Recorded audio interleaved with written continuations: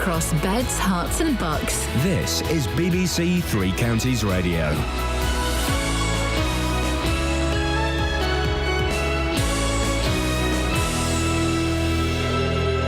It's 6 o'clock. I'm Simon Oxley. The headlines: Bedfordshire Health Body pledges to balance the books, Cameron meeting EU leaders, and Finance Chief jailed for stealing money from Milton Keynes School. BBC Three Counties Radio. The body which funds NHS services in Bedfordshire says balancing the books will not affect patient care or frontline services despite a £43 million deficit.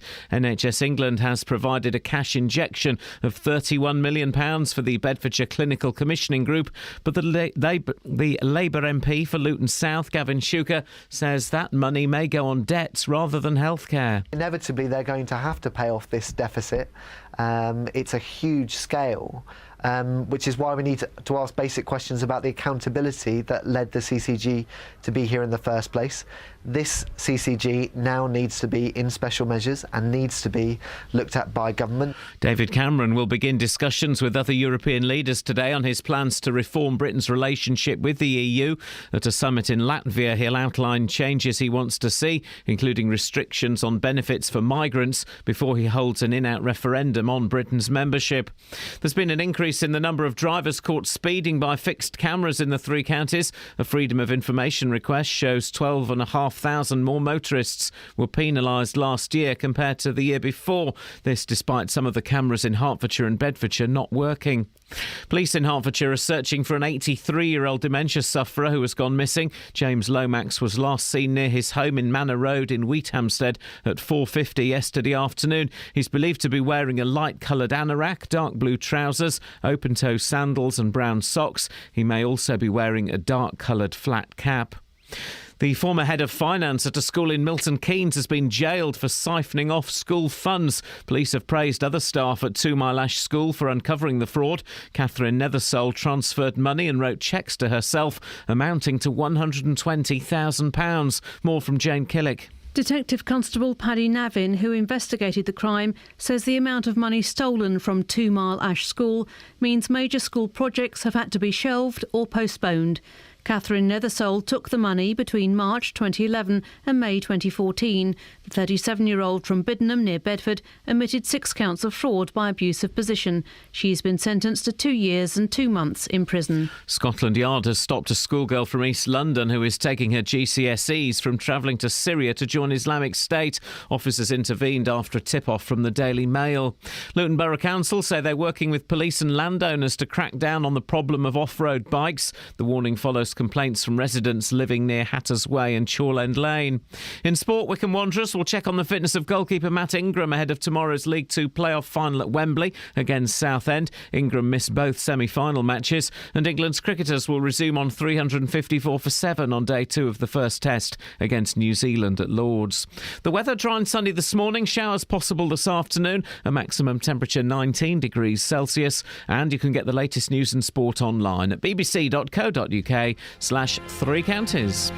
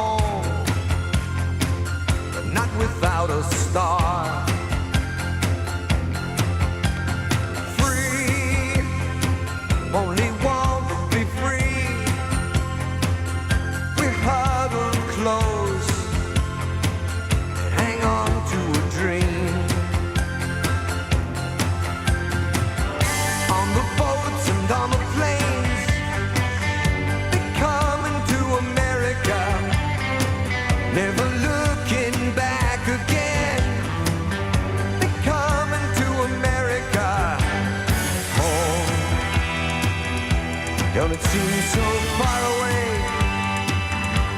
We're traveling light today in the eye of the storm, in the eye of the storm. Home to a new and a shiny place. Make our bed and we'll say our grace. Freedom's light burning warm. Freedom's light burning warm.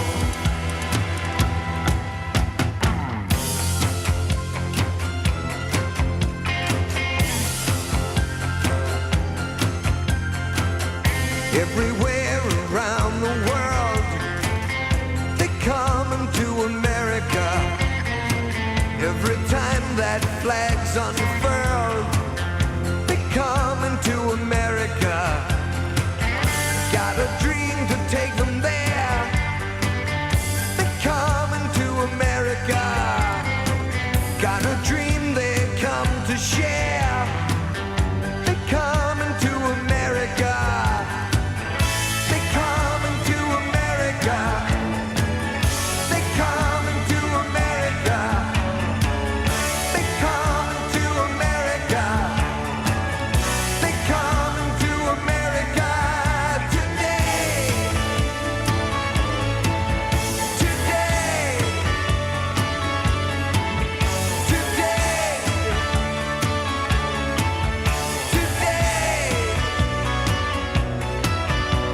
Today. My country, 'tis of thee, sweet land of liberty. Of thee I sing, of thee I sing today. Today. Today. Today. Today.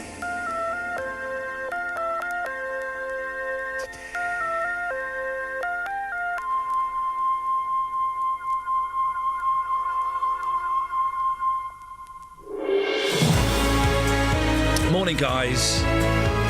I don't think they heard that, Paul. You're okay. You're okay. They would not have heard that. Can I ask you to use the blue microphone, please? Thank you. Morning, guys. Iain Lee, BBC Three Counties Radio. It's Friday.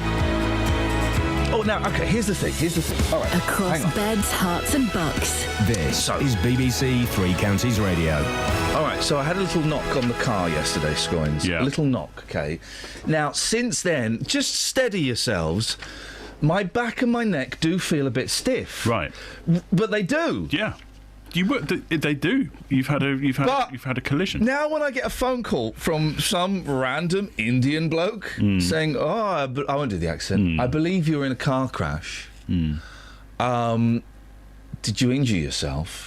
Well, am I going to be one of those people that says, well, actually, yeah, you know what, my back's a bit stiff and my neck's a bit stiff. You probably need to take a couple of days off work just to make it look please. at least a little bit. Yeah? You know, yeah. Okay, or at well, least hobble. I'll call the factory later on and say I can't come in to lift the boxes. Yeah, that's what I do in the daytime. Yeah, no. How are you, Scoins? Yeah, I'm all right. You must have Euro fever. Oh, it's so exciting. Isn't it? We'll talk to you later on about that. Yeah, fine. Let's just wet your whistle. No, keep your powder dried. Yeah. Keep your powder dried. Because before that, freeze dry that powder. Because before that, I think they can freeze dry a man's powder now. They as well. can do that. They yeah. can do That's that, what and they it still works. You just add water and. So before that, we've got some might say slightly more serious things to talk about. Bedfordshire's Clinical Commissioning Group, he said, turning to the script, has admitted it's running, get this, guys, a £43.2 million deficit. That's right, £43.2 million. The body is supposed to hold the purse strings for all NHS services in the county, but the situation is so serious that all business will be overseen nationally rather than locally in the future.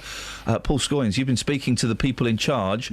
What was wrong, and how did it get so bad there that they had a £43.2 million deficit? Well, this is the CCGs are effectively the bodies which dish out the cash to the NHS, and they commission services, and they decide where patients are going to get treated for certain things.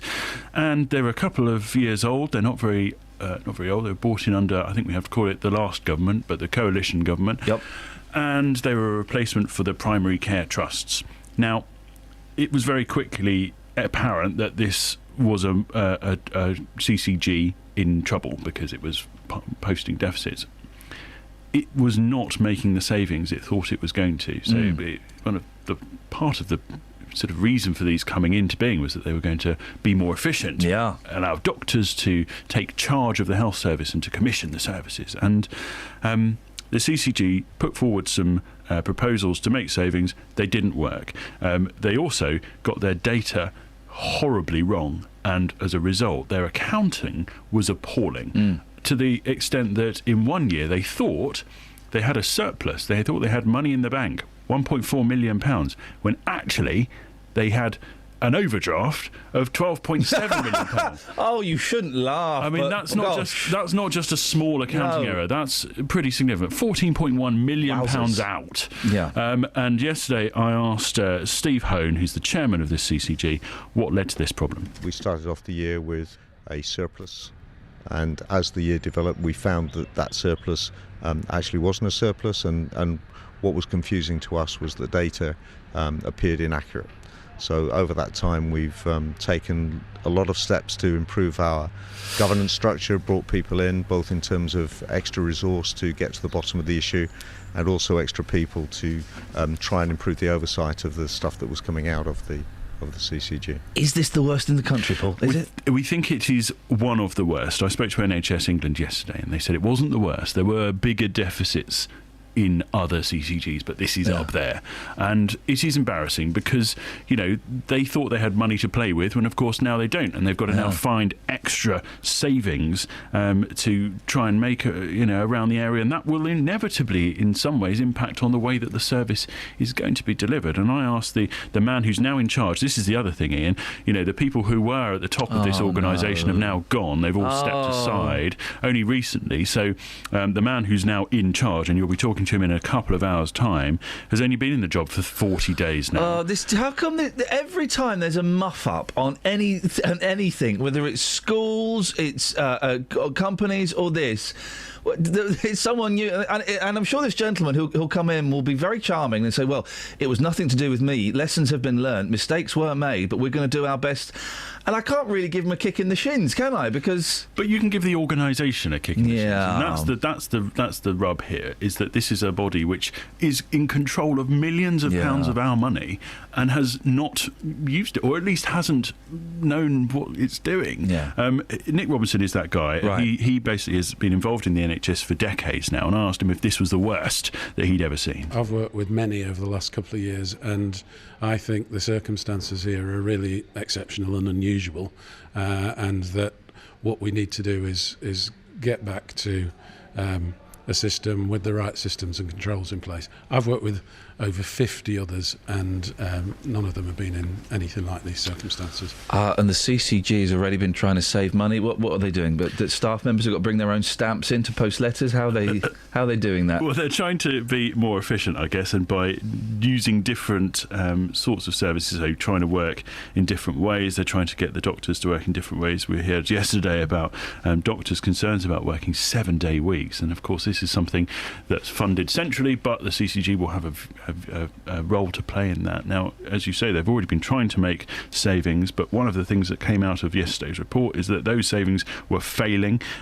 Yes, there were, the typical rise in demands. They had a bad winter. That's always the NHS's excuse. Oh, we had a bad winter. But they did have high demand. They had particular problems with mental health issues and the way that service was delivered as well.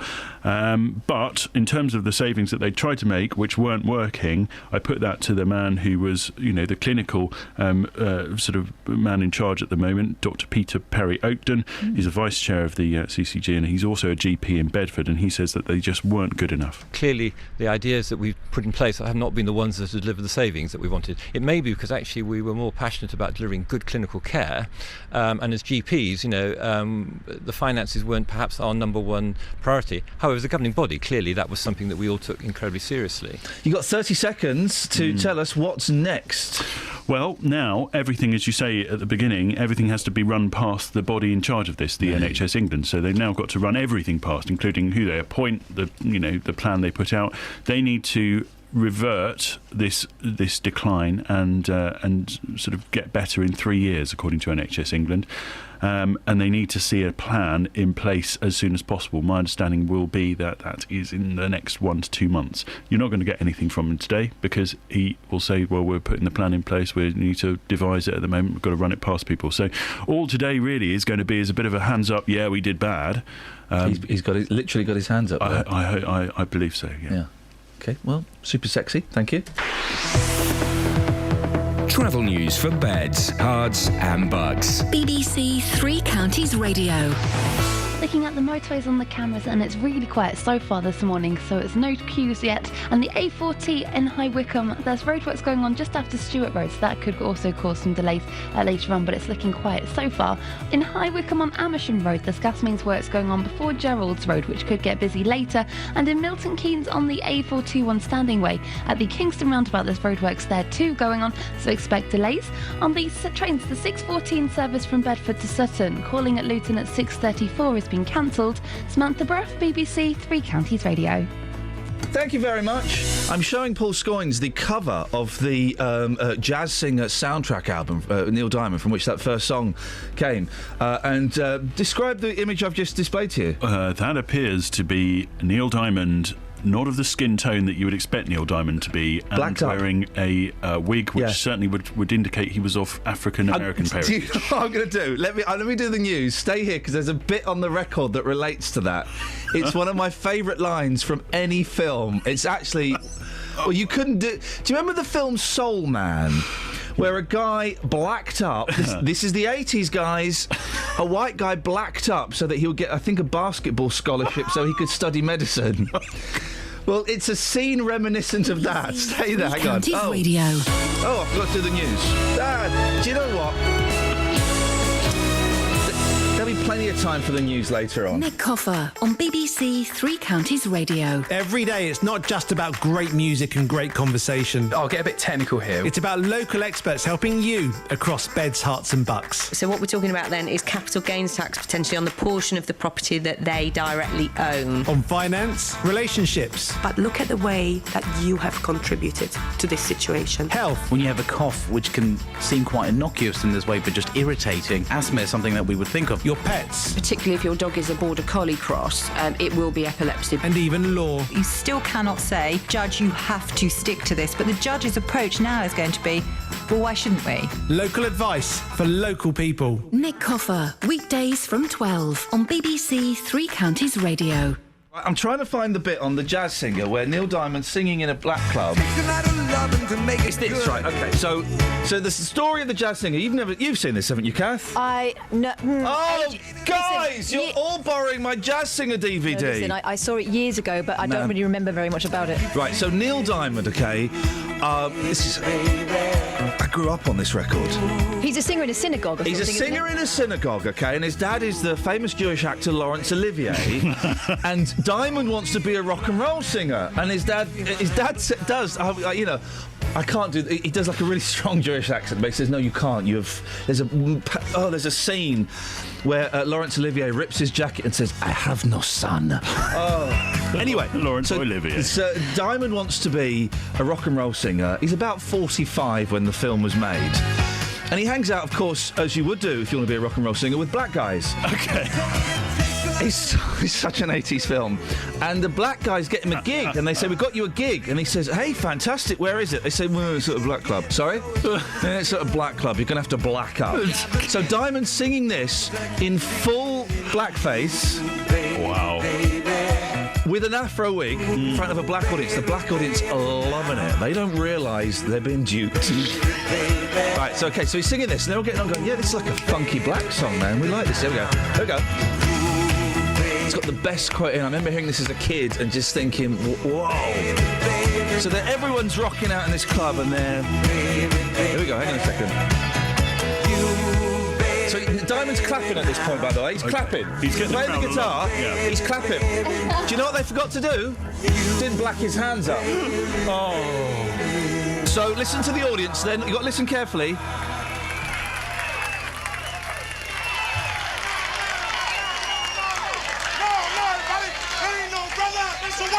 Here we go. That ain't no brother, that's a white boy. It's the best line from any film. The gentleman realises that Neil Diamond has not blacked his hands up and says, that ain't no brother, that's a white boy. How could you not want to see that movie, Scoins? I want to go and watch it now. I've had similar experiences with fake tan. It happens. It happens. He's so fine. Wish she were mine.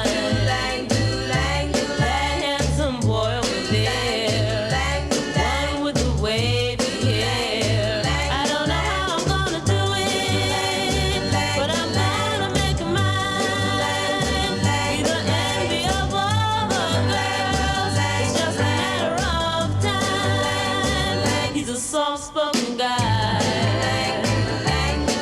Also seems kind of shy. Makes me wonder if I should even give him a try. But then again, he can't shine. He can't shine away forever. And I'm gonna make him mine. If it takes me forever. He's so fine. Oh yeah. Gotta be mine. Oh yeah. Sooner or later. Oh yeah. I hope it's not later. Oh yeah. We got to get together. Oh yeah. The sooner the better. Oh yeah. I just can't wait. I just can't wait to be held in his arms. I were a queen. And he asked me to leave my throne. I'd do anything that he asked, anything to make him my own. Boy, he's so fine, so fine, so fine, so fine, so fine. Morning, guys. 08459 455 555. Let's tell you what we'll do. We're going to compile the top 10 list of films where people black up or where people white up. Lenny Henry's attempt to break into Hollywood was called... He whited up in it. What was it called? Oh, dear. Oh. It'll come to me in a minute. What other blacked up films? It was big in the 80s. Well, I know White Chicks. That was a Wayland's White Chicks. There we go. White Chicks. Was Lenny Henry's film called Undercover or something? Undercover Brother. No, he was a what? He was no. It'll come to me. 08459 455 555. Now, if you've been stung by a speed camera in Bedfordshire or Hertfordshire, you're not alone. New research suggests the number of drivers caught out is up by 12,500 on last year. Well, Kevin Delaney is head of the Institute of Advanced Motorists. Morning, Kevin. Good morning. What's your take on speed cameras? Well, speed cameras, let's be clear about this, they do work. What speed cameras do is they reduce the speed, generally, of traffic going past them, and that's their job. They will also reduce death and injury on the road, provided they're put in the right place. Now, is that right, Kevin? Because I know that at some point today we'll get someone phoning up saying those figures are made up and that they relate to a study in Portsmouth, and they'll go, it's all nonsense. Well, I know exactly what you mean, and I've been living with this debate for, it seems forever, although in fact it is only for about the last 20 years. Now, the simple fact is that provided speed cameras are actually positioned on a place in the road or in a stretch of road where there is a bad record of speed-related crashes, then they will reduce the crashes by reducing the speed of most of the traffic. The problem comes when people when they go into roads where the look of the road doesn't actually match up with the speed limit, and that's where the difficulties tend to arise. So, for example, speed cameras cameras on motorways, which are our safest roads generally, tend, I think, nowadays to catch more speeding drivers than, for example, speed cameras in your local high street. You shouldn't. People that complain about speed cameras and being caught out by them, it's tough, isn't it? You shouldn't be speeding. That's absolutely right. You shouldn't be speeding. However, and I'm not here making a case for a speeding driver, but the simple fact is that in a modern car, the difference between, for the driver, the difference between 30 and 40 miles an hour is negligible. You can actually, even if you know the speed limit, exceed 30 by a relatively small margin. And if the people operating the cameras decide to sort of institute prosecution at a very low margin, so, you know, in the bad old days, before we had the speed cameras, the Association of Chief Police Officers had guidance on speed enforcement of speed limit plus 10% plus 2 miles an hour, which meant that if you were doing less than 35 miles an hour, then you wouldn't get prosecuted. That isn't necessarily the case now. I'm not saying that it isn't the case anywhere, but it isn't necessarily the case because, of course, speed enforcement has largely been taken over, or rather being done on behalf of the police, by camera partnerships. Why do you think there's been such a big increase in drivers being caught out by this? It can only be for one of sort of two reasons. Either more of us are speeding, and I'm not entirely sure that I buy that one, or that the enforcement effort has been increased, and that would include, for example, reducing the level of sort of the grace period, if you like, for speeders. So it might be that there are more cameras there's more camera enforcement going on. It might well be that whoever is doing the camera enforcement is now instituting prosecutions at a lower level than they would previously. Kevin, that can only be one of those two reasons. Kevin, you're the head of the Institute of Advanced Motorists. Does that mean you're like the best driver in the country? No. And indeed, I'm only the head of road safety within the Institute of Advanced Motorists. No, and I'm certainly not the best driver in the country. I have absolutely no idea who would be the best driver in the country, and I think it would be very, very dangerous for any one of us. Yeah. I mean, we all think we're good, but it would be very dangerous for any one of us to think that we were the best driver in the country, because not one of us is perfect. It's not me, Kevin. I went into the back of a BMW yesterday. They're built like tanks. Their car not a scratch. Mine was crumpled. That's often. Well, the back of for two reasons. One, you were braking probably, and when you brake, the nose of your car goes down. So what's happening is that you're actually sort of going under the back of the BMW. So not good. But there we go. I'm certainly not the best driver in the country. On my good days, I hope I'm a good driver. Kevin, I appreciate your time. Thank you very much indeed, Kevin Delaney, head of the Institute of Advanced Motorists. Yes, it was True Identity. True Identity was the Lenny... Imagine Lenny Henry making a film. Why would... The 80s were weird, because there were loads of people like him and... Rick Mail going to Hollywood to make films. I mean, with the greatest of respect, why would you want to go and see a Rick Mail or a Lenny Henry movie? Drop Dead Fred was quite good, though. Well... I mean, for what it was. Well, it got stinky reviews at the time, didn't do any business at the time. It's kind of become a cult on, I believe, on VHS video. 08459 455 555 is the telephone number if you want to give us a call. 81333. Start your text 3CR. We'll speak to Dealey in a bit. He's come dressed up as... well, he seems to have forgotten to put his shoes and socks on today. It's a very weird look. Travel news for beds, cards and bugs. BBC Three Counties Radio. It's still looking really quiet. In Buckingham on the A421 eastbound, there's looking like around the total roundabout, there's roadworks going on, but that isn't causing any delays at the moment. Also on the A421 Standing Way in Milton Keynes, the Kingston roundabout, expect delays there later on because of the roadworks. In Amersham Road in High Wycombe, there's gas mains work just before Gerrards Road. That's not causing any delays so far, but expect that to get busy later on. And checking the motorways, no reports of any problems so far on the M25, and no delays showing up on the train departure boards. Samantha Bruff, BBC Three Counties. Sammy, thank you. Yeah, you're right, Scott. We can open this up. When have people just played different ethnicities? He says Mickey Rooney yellowed up in Breakfast at Tiffany's. He did, didn't he? And he did the full-on... he did all that, didn't he? It's awful. And there's a Bond film as well where Sean Connery yellows up. He becomes like a Japanese fella, doesn't he? I'm not too hot on the Connery Bonds. films where people have played. Let's couch it in BBC language. Films where people have played other people from other ethnicities, or when have people blacked up, yellowed up, or whited down. 08459 455 555. Across beds, hearts and bugs. This is BBC Three Counties Radio.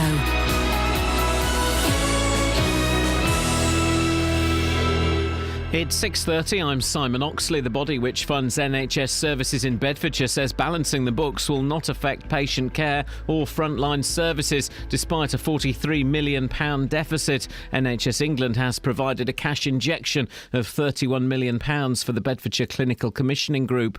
David Cameron will begin discussions with other European leaders today on his plans to reform Britain's relationship with the EU. And the former head of finance at a school in Milton Keynes has been jailed for siphoning off school funds. Police have praised other staff at 2 Mile Ash School for uncovering the £120,000 fraud. Three Counties Sports. BBC Three Counties Radio. Wycombe Wanderers will check on the fitness of goalkeeper Matt Ingram ahead of tomorrow's League Two playoff final at Wembley against Southend. Ingram missed both semi-final matches. Chairboys boss Gareth Ainsworth says they head to Wembley under no pressure. We were never meant to be here. We were never meant to be first in the league. We were never meant to be third in the league. We were never meant to finish fourth in the league. We were never meant to be in the playoffs. We were never meant to get to the playoff final. You ask anyone, it's just brilliant to be here. The boys are just riding this crest of the wave and seeing how far it's going to take them. And there's full coverage from Wembley from 2 p.m. tomorrow with kick-off at 5:30. The new Stevenage manager Teddy Sheringham admits the club are taking a gamble in appointing him. The former England and Manchester United striker has coached at West Ham, but it's his first management role. I'm untried and untested, very inexperienced, but hopefully I'm a quick learner on this side of the fence as well, and hopefully I'll get going as quick as I can, and hopefully the gamble pays off. Elsewhere, Watford launched their new home kit for the Premier League this afternoon, and Milton Keynes Dons season ticket sales have passed the 6,000 mark ahead of the new Championship season. England's cricketers will resume on 354 for 7 on day 2 of the first test against New Zealand at Lords. Joe Root hit 98 as England recovered from 30 for 4, with Ben Stokes out for 92. When you're in the middle with a guy who's had the record he's had over the past year and a half, it does fill you with a lot of confidence. I quite like batting with Rooty. He's pretty chilled out. Don't really talk about that much in the middle, and long may his form continue.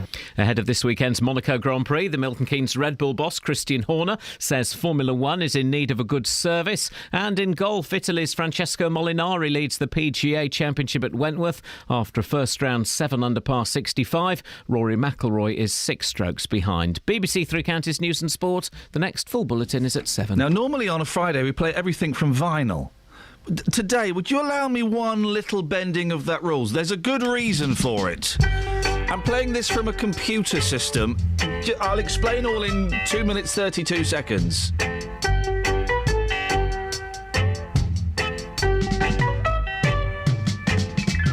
Hey, fatty boom boom, the sweet sugar dumpling. Hey, fatty boom boom, let me tell you something. No, not because you're so big and fat. Don't believe I'm afraid of that. Self-praise is no recommendation. I'm looking for creation. Hey, fatty boom boom, the sweet sugar dumpling. Hey, fatty boom boom, let me tell you something. To me that look like mouse on a $1 bread. I wouldn't stop trying till I drop down dead. Never let your big size fool you. The cooler day I be cool you.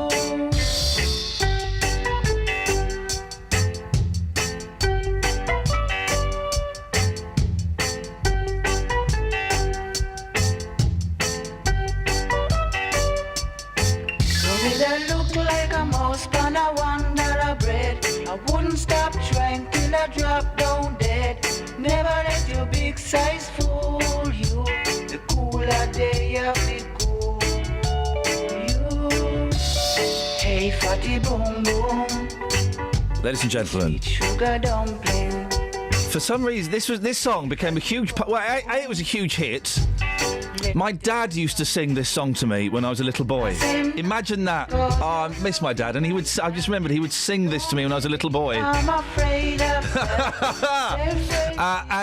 but it's been this show's mission to track down Mr. Carl Malcolm, the gentleman who recorded this classic hit. Hey, fatty boom boom.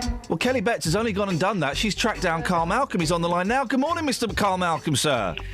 Good morning, man. How are you, fella? You all right? Everything nice, man. Now, I say good morning. Whereabouts in the world are you? I'm in Washington, D.C. Washington, D.C., so I'm guessing it's... Outside Maryland, yes. Close to Washington, D.C., Maryland. So I'm guessing it's quite late at night there, is it? Yeah, it's about one something. How did you end up in Washington, Carl? Well, I live between here and Jamaica, but I stay here mostly. Okay. I got a business running in Washington area. Okay. And are you still making music, Carl? I know you're making music because we got your new song here, which we're going to play a bit of in a second. But you're still doing it, are you? Oh yeah, I've got a band and everything, and we still play at shows and tour and do things like that. Yes. Blimey. Do you get sick of the Fatty Bum Bum song? Oh no. Because you must have heard it a million times. I've heard it maybe 10 million times. Who is the Fatty Bum Bum? Who did it? Yeah, who is it about? Who are you thinking of when you wrote Hey Fatty Bum Bum? Well, I guess I did this song with Miss Wybe's at first, and then after that became a hit. It was like a joke. Some girls were asking me how come I was singing a song about a slim girl and I sing a song about a fat girl. So one day I just did that. It wasn't even finished properly. I just started writing and it was catchy. I went and laid the tracks and voice, put on two verses, and I thought I was going back to finish it up, and then to my surprise, they put it out the way it was. Because this is part of the reason I like it so much, is there are a couple of little mistakes in there. Yeah. There's a bit when it goes to the instrumental bit and it plays the wrong note. It is a classic, and I say my dad used to sing this to me when I was a little boy. Let me just bring in my friend Justin Dealey. Justin. Oh, wow, do you know what, boss? Legend. Legend. I've rushed back to the radio car when I knew you had Carl Malcolm on the programme. This man, Carl, I've got to tell you that earlier this year I was in the Caribbean and I went looking for you. And every single person I mentioned your name to, they all knew the tune and they all started singing it. And you know, the best thing about it was they were singing your song with a smile on their face. They all had great memories behind it. They loved it. Absolutely loved it, Carl. Yeah, man, it's a miracle. I'm a blessing to you, man. Is it hard having such a big hit, Carl? Because then you've got to try and live up to that, haven't you? Or did that never bother you? It's not hard because I know it does come to me natural, but yes, it's hard to try to make another hit to top that one. That's a challenge. Yeah. Must have been. You must have had a good time, though. I'm imagining, sir, that you enjoyed yourself thoroughly, being an unexpected pop star. Yeah. You know what I'm saying, Carl. Yeah, you know what I'm saying, Mr. Malcolm. You had a good time, yeah? Yeah, I had a good time. I'm still having a good time. I'm still playing music. I'm playing music tonight and tomorrow night. So I'll still play music. So. Do you ever come over to the UK, Carl? I haven't been to the UK in a while now. Several people asked me the tour, but they didn't come with the right price and the right arrangement, so I didn't come. So waiting for the right thing to happen. Yeah. Well, listen, man. If you come, you can. I've got a spare room, so you can stay with us. Just keep the noise down, because I've got 2 young kids. Okay, so don't Okay. After 8 o'clock, you got to turn the noise down a bit. How big is reggae in the States? Do they get it? Oh, reggae is pretty big. Very big in the States. Every second person knows reggae now. It's not like years ago. It's much spread out a lot wider now. Carl, can I ask you one question? Okay. Yesterday we had a debate about whether UB40. I don't know if you know them. They're an English reggae band. Whether they were any good or a load of rubbish. Where do you stand on UB40? UB40? Yeah, Because I like them. I like his voice. Yeah. And of course they did reggae a different way, but it was their style and it worked. So I don't have anything against them, really. Yeah, but they're a bit rubbish, aren't they? No, I wouldn't say that. Carl, listen. We honestly, we're so pleased to chat to you. We've been talking about you for ages. If people want to find out what you're up to now, and this is your new song playing in the background, where do they go? Have you got a website or something? Who says that? Oh, Carl, we've lost you, I think. Carl? Oh, okay, yeah. Have you got a website or anything? Oh, yeah. Carl Malcolm and Positive Vibration. It's with Carl Malcolm, pvband.com. Just say that again, Carl. Carl Malcolm. Yep. pvband.com. Excellent stuff. Hey, listen, man, go and get some sleep, and just thank you for being such a good sport. I really appreciate your time. Yeah, man, no problem. Thank you, Carl. Take care. Listen. Ta-ta. Bye-bye. There we go. Oh, Justin Dealey. What a legend that man is. It's 1 o'clock in the morning in Washington. No wonder he sounds knackered. Oh, I love that story of, I made this song and I couldn't believe they put it out there. It is brilliant because you listen to it. There are loads of mistakes in it, but I love that. I mean, who has the kind of audacity to sing a song about a girl with a fat bum? Well, can we just, I think a spontaneous round of applause for Kelly Betts needs to be done here, because Kelly managed to track Carl Malcolm down. She's been, I guess it would be fair to say, grooming him online, haven't you, to come on? Yeah. What was it that won him over? Well, it does end suddenly, doesn't it? What was it that won him over? The pics? Yeah, I sent some pics and said, if you want more, come on the radio. What a nice man. I'm not sure if he knew exactly what was going on there, but what a thoroughly nice gentleman. Justin? Yeah? What the heck are you wearing this morning, fella? I'm wearing tassel loafers with no socks. It is summer, it is fashion. Deal with it. I've seen the picture. Scoins has sent me the picture. I'm going to tweet it. Of what? Your feet. How on earth did he get a picture of my feet? I don't know, but it's a good one. It's a good. I can't pull it off though. I'm trying to. He's unbelievable. I'm trying to pull Scoins. I'm trying to pull you off, and I can't seem to get it up. I've got it up, but I can't get it off. Can I make a point here? A serious point. If he's taking pictures of me without my knowledge, what's he doing to other female members of staff of the BBC? To be honest, the way you're standing in this looks like you know, but I guess that's I promise you, your normal all stance. my life I do not know. Right. I've been he's mugged me off. Right, listen, Dealey, you take your shoes. Take your shoes. I say shoes; they look like slippers, and lack of socks to the streets, please. And we'll speak in a bit. Yeah, no worries. Thank no you. worries. Cheers. I'm trying to. Have you got? You have a little look in the papers. I tell you what. Let's have a bit of this, and then we'll see if I can get this picture up on Twitter. Hang on a second.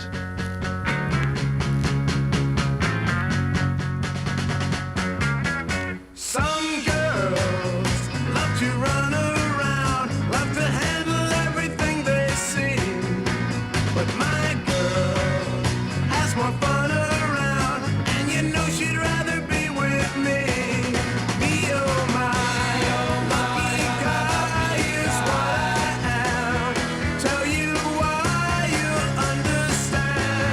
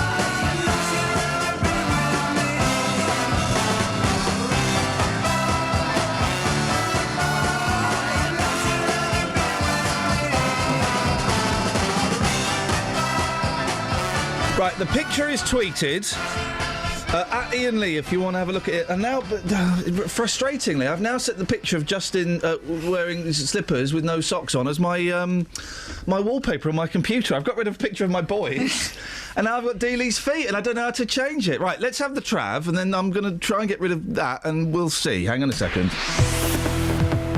Travel news for beds, cards and bugs. BBC Three Counties Radio.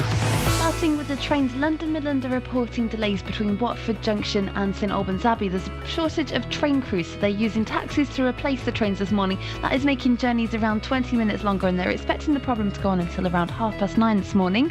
Also, there was a planned rail strike affecting trains from Monday evening from 5 o'clock till Tuesday evening at 5 o'clock, but that's now been cancelled.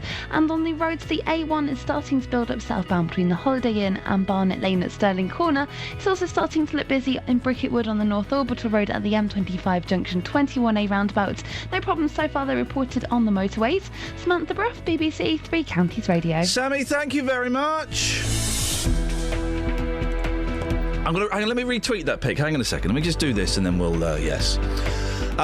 These are your news headlines. The body which funds NHS services in Bedfordshire says balancing the books will not affect patient care or frontline services, despite a £43 million deficit. David Cameron will begin discussions with other European leaders today on his plans to reform Britain's relationship with the EU. And the former head of finance at a school in Milton Keynes has been jailed for siphoning off £120,000 of school funds. Here's the weather. Beds, Hearts and Bucks weather. BBC Three Counties Radio. Hello, very good morning to you. Today, not quite as good as it was yesterday. There's going to be quite a bit more in the way of cloud, unfortunately, but there will be some breaks in the cloud at times, so we'll see a bit of brightness and a few sunny spells. In those sunny spells, it'll feel nice and pleasant. The wind's still light and the temperatures are still warm, some rather high dew point air, so it'll feel quite clammy, possibly quite humid at times. We're looking at top temperatures today up to around 19 or even perhaps 20 degrees. That's 68 in Fahrenheit. Watch out for 1 or 2 showers that may pop up here and there through the afternoon, but they'll tend to be fairly isolated in nature, and most places will stay dry, just with quite a lot of cloud around. Overnight tonight, again, that cloud's going to thicken, perhaps a few spots of rain. Overnight lows of 11 or 12 degrees, so we'll start off tomorrow on a very mild note, but probably quite a cloudy note still, and then that cloud will clear and we'll see lots of sunshine around tomorrow. Tomorrow probably the best day of the week, and it'll feel nice and warm in the sunshine too. On Sunday, I think we'll start off on a sunny note, but gradually we'll see the cloud thicken and we'll probably get some outbreaks of rain across the three counties as we head into the afternoon. Then behind that weather front, it's going to feel cooler for Bank Holiday Monday, so cooler but still some sunny spells, lots of dry weather, the risk of 1 or 2 showers I think as we head into Monday afternoon, but it's only a risk, and many places of course will stay dry. Enjoy your bank holiday.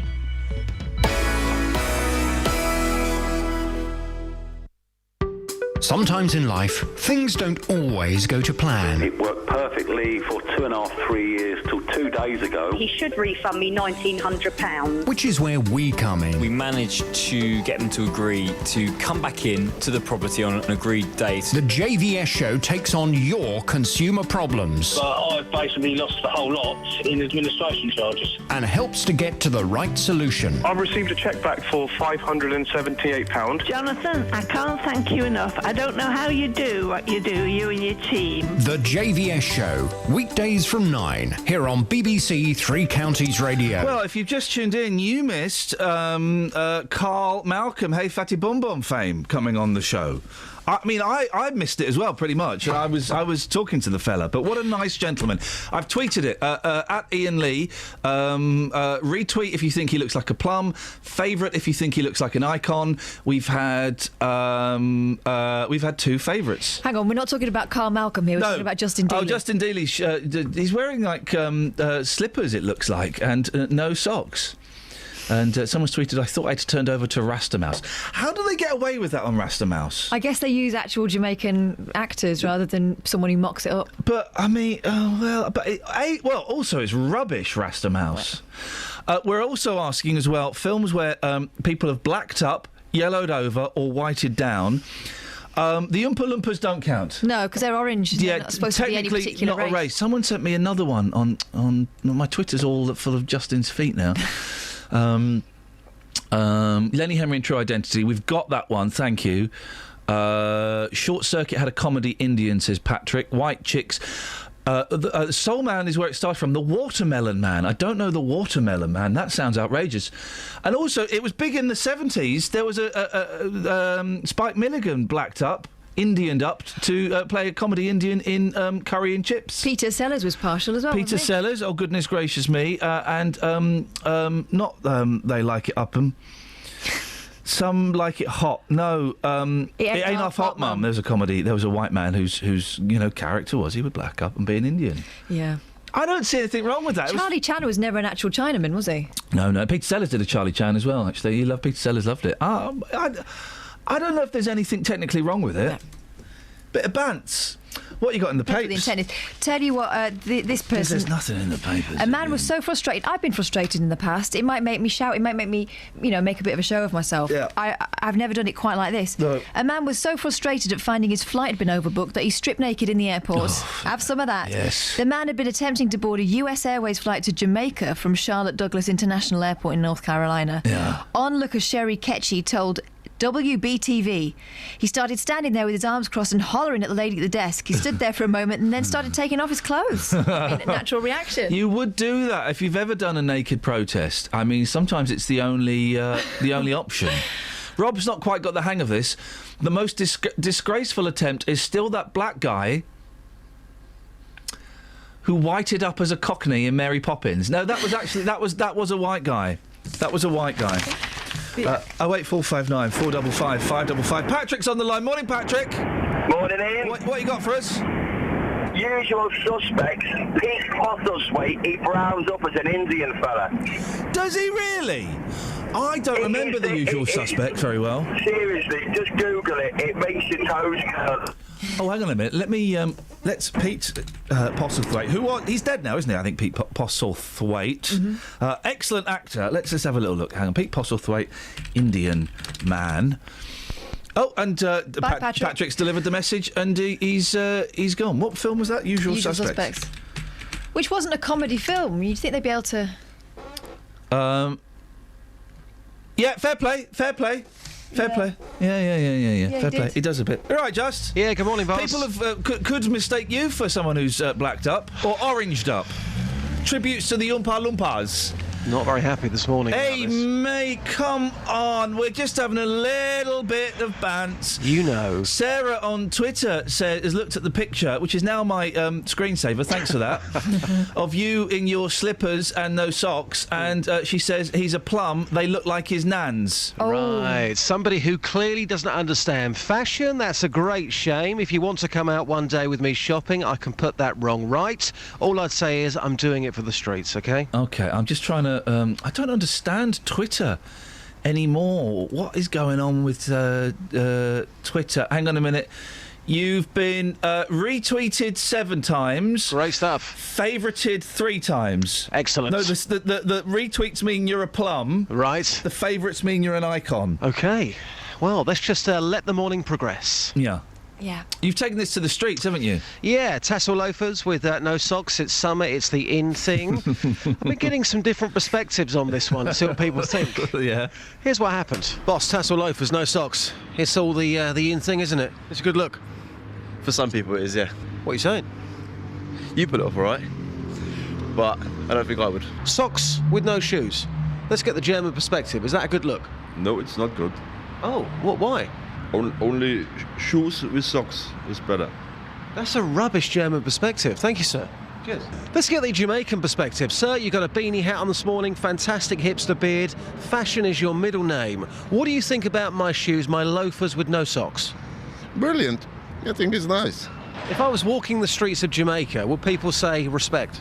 Yes. Yeah, but they say that to anyone, mate. No. It doesn't mean anything. They're just nice and friendly. He was talking specifically about my shoes with no socks. OK, it's kind of evening up a little bit on people who think that you're an icon. It's 9 plum, 5 icon. Let's ask Dr. Watts. Morning, Watts. Hey, how you doing? Yeah, I'm all right, fella. What do you reckon, plum or icon? Oh, plum. Dealey? Don't tell me. Is your profile picture a picture of an animal, by any chance? No, it's not, no. Is it a picture of an egg? No, it's Evil Edna off Will-O-the-Wisp. Yeah, fair play. Fair play, Yeah, Justin. fair play, Fair play, yeah. Just. Yeah. Speak to you later on. Ta-ta. Dr. Watts, what have you got for us? Oh, Eddie Murphy in Trading Places. He whited up as the Jewish guy in the barber shop. Oh, if anyone's gone full Jew as well, we'll take that. 08459 455 555. I don't remember Trading Places very well. Oh, you need to watch it. It's hilarious. There's also, I'm being reminded, Peter Sellers did it all the time, Birdie Num Nums. Remember Birdie Num Nums? And Darren says, and this is a good one, Gene Wilder in The Silver Streak, where he's actually in the toilets. He's actually got boot polish. He's wiping boot polish on his hands, and he's walking around, and Richard Pryor's teaching him how to be black, and he's going, I'm a black man. I'm a black man. Yeah, I remember that. I'm a black man. He's doing that. Wow. He's doing that. Dr. Watts, I don't know if there's anything wrong with it. I don't, actually. I think it's funny. I think it's funny. I think it... Do you know... Thank you, Dr. Watts. I think it's funny, as long as you're not doing it to, degrade the person that you're portraying. No, the only person who's been ridiculed in that was him. Yeah. Wasn't he? Well, in that case, then, if you disagree with him blacking up in Silver Streak, then you're going to hate See No Evil, Hear No Evil, for goodness sakes. 08459 455 555. There's a ghost in my house. The ghost of your memory. The ghost of the love you took from me. Where our love used to be. All the shadows from the past I see. Time can't seem to erase the vision of your smiling face. Though you found someone new, I have you. There's a ghost in my house. I can't hide from the ghost of your love that's inside. It keeps on haunting me, just keeps on reminding me. In my mind I know you're gone, but my heart keeps holding on to the memories of those happy times, to the love that once was mine. Though we're far apart, you're always in my heart. There's a ghost in my house. I can't hide from this ghost of your love that's inside. You're still such a part of me, still so deep as a part of me. I just keep hearing your footsteps on the stairs, but I know there's no one there. Every day I love you more, so much more than the day before. Sitting in my easy chair, I feel your fingers running through my hair. Looking down in my coffee cup, I think I see your face looking up. All alone in my room, your voice echoes through me. There's a ghost in my house that I can't hide from this ghost of your love that's inside.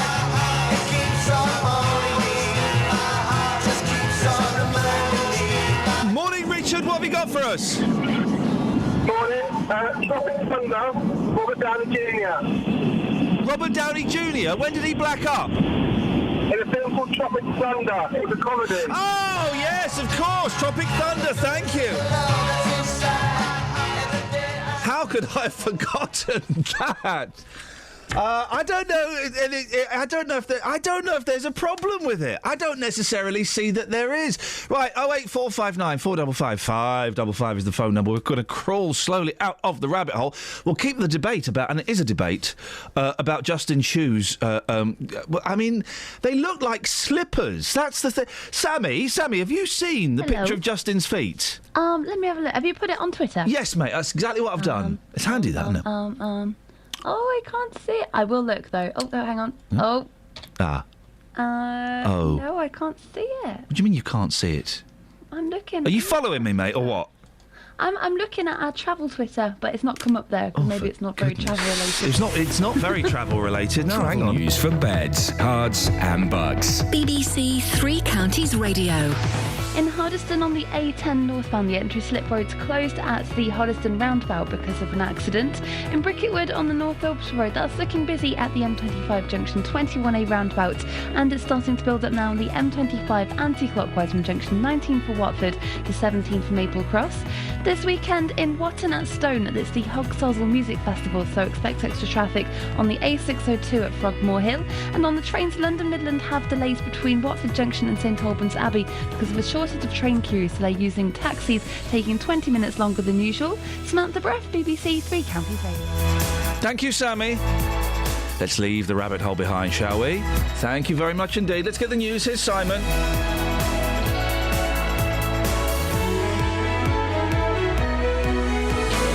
Local and vocal across beds, hearts and bucks. This is BBC Three Counties Radio.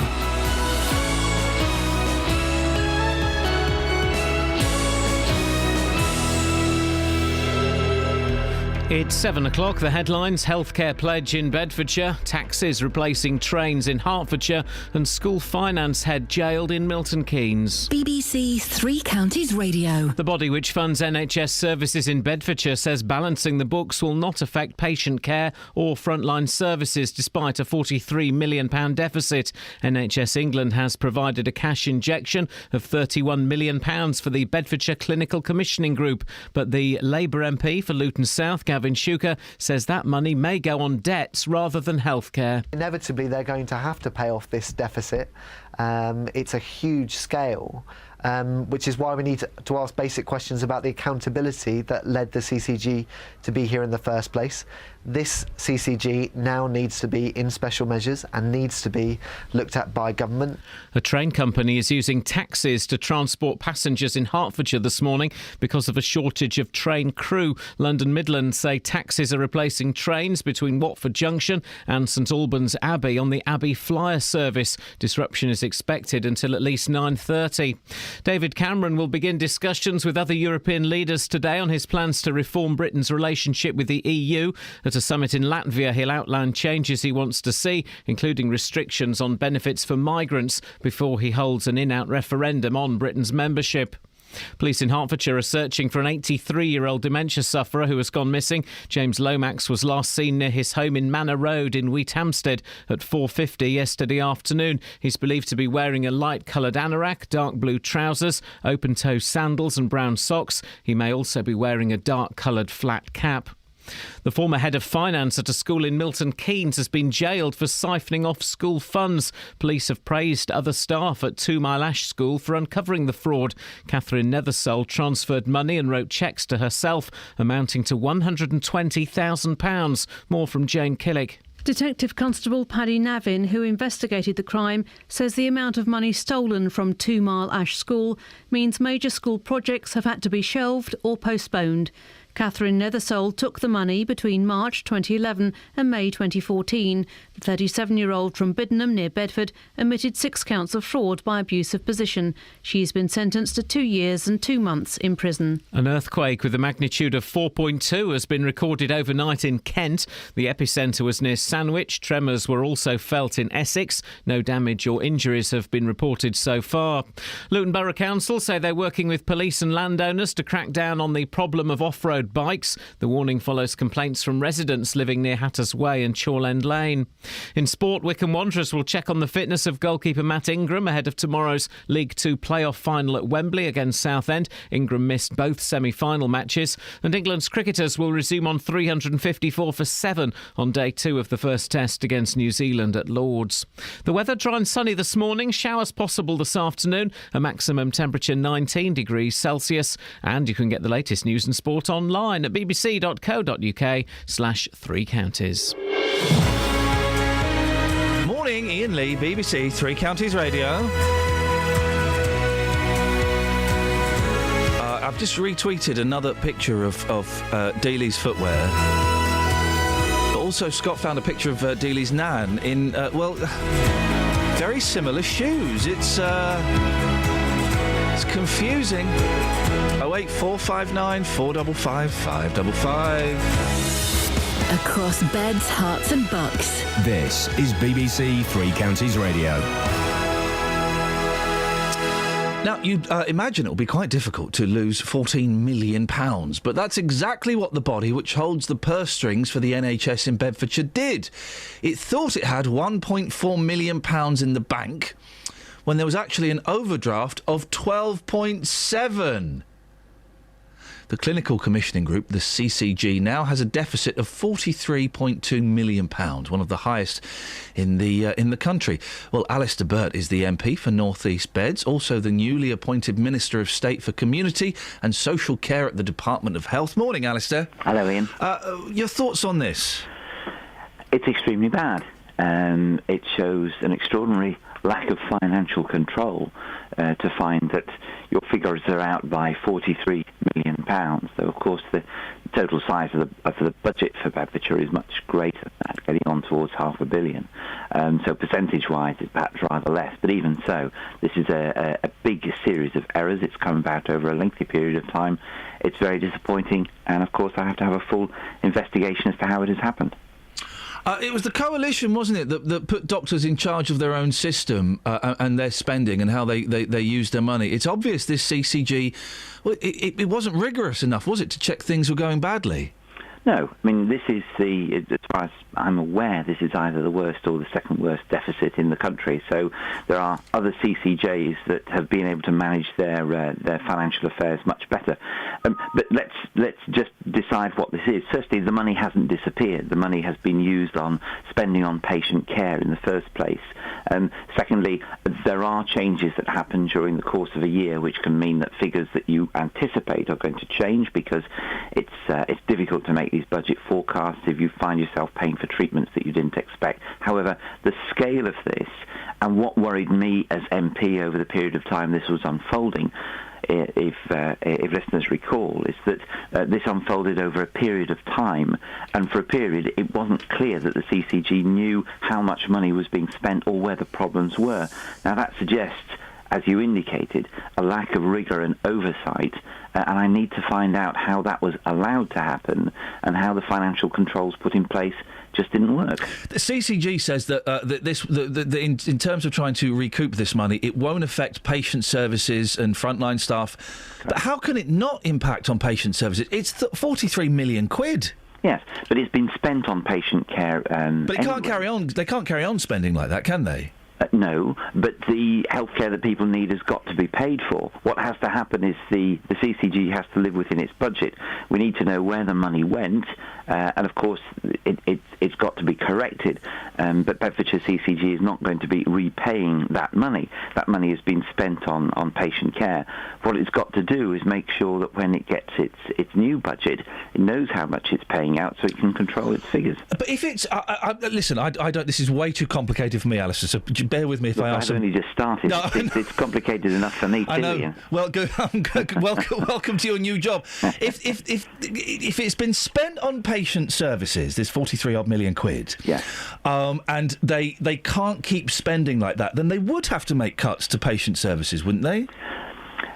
If they were spending this on patient care, then either they were spending too much on treatments that they hadn't budgeted for, or that they were paying for treatments that might have been paid for through another part of the system. Now, I don't know which it is. But yes, there is an amount of money that the CCGs and others can lose, but you can't... I don't think, and I think the NHS commissioning body has said that this is not going to be recouped by, as it were, next year, finding that we can't spend £43 million we were otherwise going to spend. Now, it's got to be corrected over time. There is £30 million more coming to Bedfordshire CCG as a result of a recognition of growth in our population, etc., and that will go some way towards easing the deficit. But it is very important that listeners appreciate there is not suddenly going to be a £43 million hole in patient care in Bedfordshire. That won't be the case. Simon Stevens, the chief exec of the NHS Commissioning Board, NHS England, says that this needs to be sorted out within 3 years. A financial recovery plan that sets out how the CCG will operate within its annual budget for the next 3 years. This will include a schedule for the repayment of its outstanding debt. That's just not possible, is it? Well, Simon Stevens is very good at his job and knows what he's doing. But we've had an assurance that this won't affect patient care. But it's essential that the CCG knows how much money it's getting and tailors what it's spending to that. And that's very straightforward. So it's not going to happen immediately. But as I say, it won't affect patient care. But those commissioning the health service in Bedfordshire is going to have to be very clear how much they've got and what they can spend on what item of work. How is this going to tally in with the Conservatives' plan to have 7-day fully functional NHS? It's a great idea, but if this is kind of the pattern, it's just not workable, is it? It's apples and pears in that this is not payment for GP services, because that's paid for another way. What the Prime Minister wants to see is greater access for people to GP services, because some people understandably can't get to GPs during working hours, and we need to make sure that more can do that. There's a series of pilot projects already taking place over the country to demonstrate how GP surgeries can do this, and I'm very interested in see how that develops. But it's paid for in a different way, so it's not affected by this. Who's going to organise that? Will it be NHS England? Will it be the CCG? Will it be the doctors? The advance in GP surgeries, this is paid for through NHS England, because it comes through the money that doctors are paid as contractors to the NHS system. But as I say, there are pilot projects already working on that. What doctors themselves are doing is working out in their area how they can change the pattern of their own working to make sure there is access to GP services on a Sunday.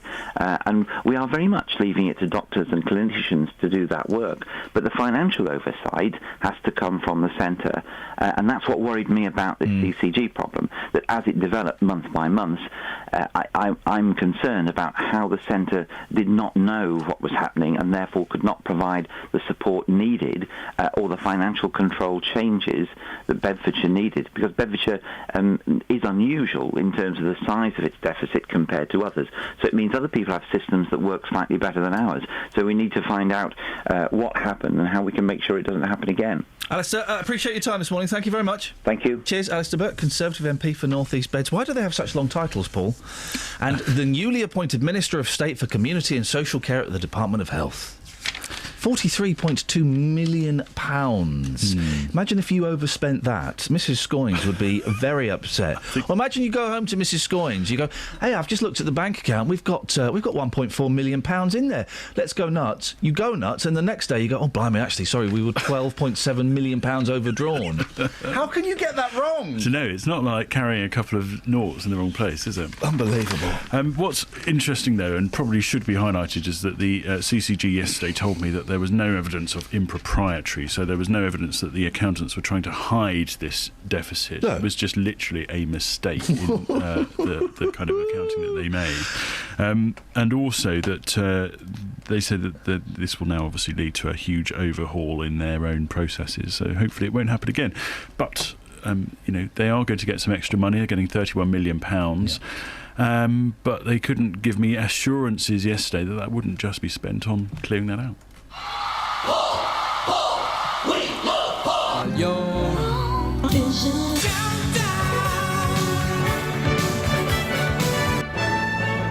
Yep, well, you're here. We might as well get our money's worth. You are our Eurovision correspondent. Yes. What happened last night? Was there a semi-final last night?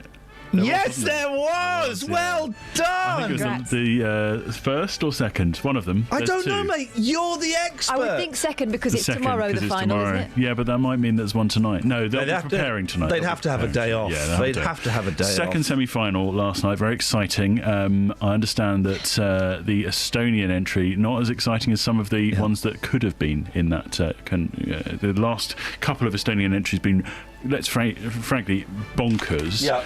They've gone with a very toned-down version this time. Tell us about the previous Estonian entries. Why were they so bonkers? One was, I think, a couple of guys dressed as spacemen, and that's about as much as I know. I know that in one of the newspapers, Scott Mills says, here it is, there are a lot of ballads, and at first I thought, where's all the high camp? But there's still some in there. I mean, he probably stole this view from somebody else. But would you agree with whoever first said that, that it is a lot of ballads in there? Well, I can tell you from some extensive research I've done by reading Pop Bitch that is that still going? Yeah. Gosh, I unsubscribed years ago. No, it's worth it. It's worth a look once in a while, especially around Eurovision time. They are hot on it. But I unsubscribed when I was a story on there. Oh. Yeah. Anyway, carry on. I didn't get money for that. It was a long time. It was a lifetime ago. The interesting thing, you would expect happy pop songs to do well. Yeah. But actually, the majority of winners are in the minor key. Yeah. Which is, possibly revealing about ballads. J.G. Ballard and the Miners. What? Yeah. It's just a rumour, by the way. It's also been shown that if you have what was the line? I think minor keys and A's. Gosh, you've made funny. I'd have thought in the music business, E's would have done particularly well. It's funny how you've managed to suck the life out of one of the most glorious celebrations of world music. You've just completely sucked it off, and it's all of the life and the energy has been sucked out. Imagine there's a pipe, right, and that pipe is right at the one end of the pipe. There's a big vat of energy and life, and at the other end there's you, and you're just sucking. Make a sucking noise for me. All of that life and energy has gone from that vat, and is now in me. In me, yeah. You, yes, in you. Yeah. There we are. But then now you've expelled it. So it's all gone. Okay. Into the atmos. Electro Velvet. Yeah. That's the UK's entry. We know. Sounds a little bit like the Bird's Eye Potato Waffles theme. Have I mentioned that before? Could you do me a favour? And could you please sing the Bird's Eye... Could you sing this year's British Eurovision song entry? Bird's Eye Potato Waffles, waffly versatile. They go with eggs, beans, chips, fish fingers. Oh, fish fingers. Bird's Eye Potato Waffles, waffly versatile. Travel news for beds, cards and bugs. BBC Three Counties Radio. In Hoddesdon on the A10, the entry slip road northbound to the Hoddesdon roundabout has been closed because of an accident. In Standon on Stortford Road at the High Street, there's roadworks going on, so they could cause some delays, but it's not looking too bad at the moment. On the M25, though, it's starting to build up between junction 19 for the A41 at Watford and 16 for the M40. And on the trains, London Midland have delays between Watford Junction and St Albans Abbey. They're using replacement taxis, so it's taking 20 minutes longer than usual for the journey. Also, National Rail have called off the strike action going on across the bank holiday weekend now. Samantha Bruff, BBC Three Counties Radio. The weirdest thing has just happened. Can you say, not the last sentence, can you say the penultimate sentence you just said to me while Sammy was doing the travel? I'm going to cook you a lasagna. Isn't that weird? You can go now. Okay. Thanks. Stop sucking. Oh. 7:17, it's Friday the 22nd of May. I'm Iain Lee. These are your headlines on BBC Three Counties Radio. The body which funds NHS services in Bedfordshire says balancing the books will not affect patient care or frontline services despite a £43 million deficit. David Cameron will begin discussions with other European leaders today on his plans to reform Britain's relationship with the EU. And Kelly Betts has just brought me what I'm hoping is a delicious cup of coffee. BBC Three Counties Radio.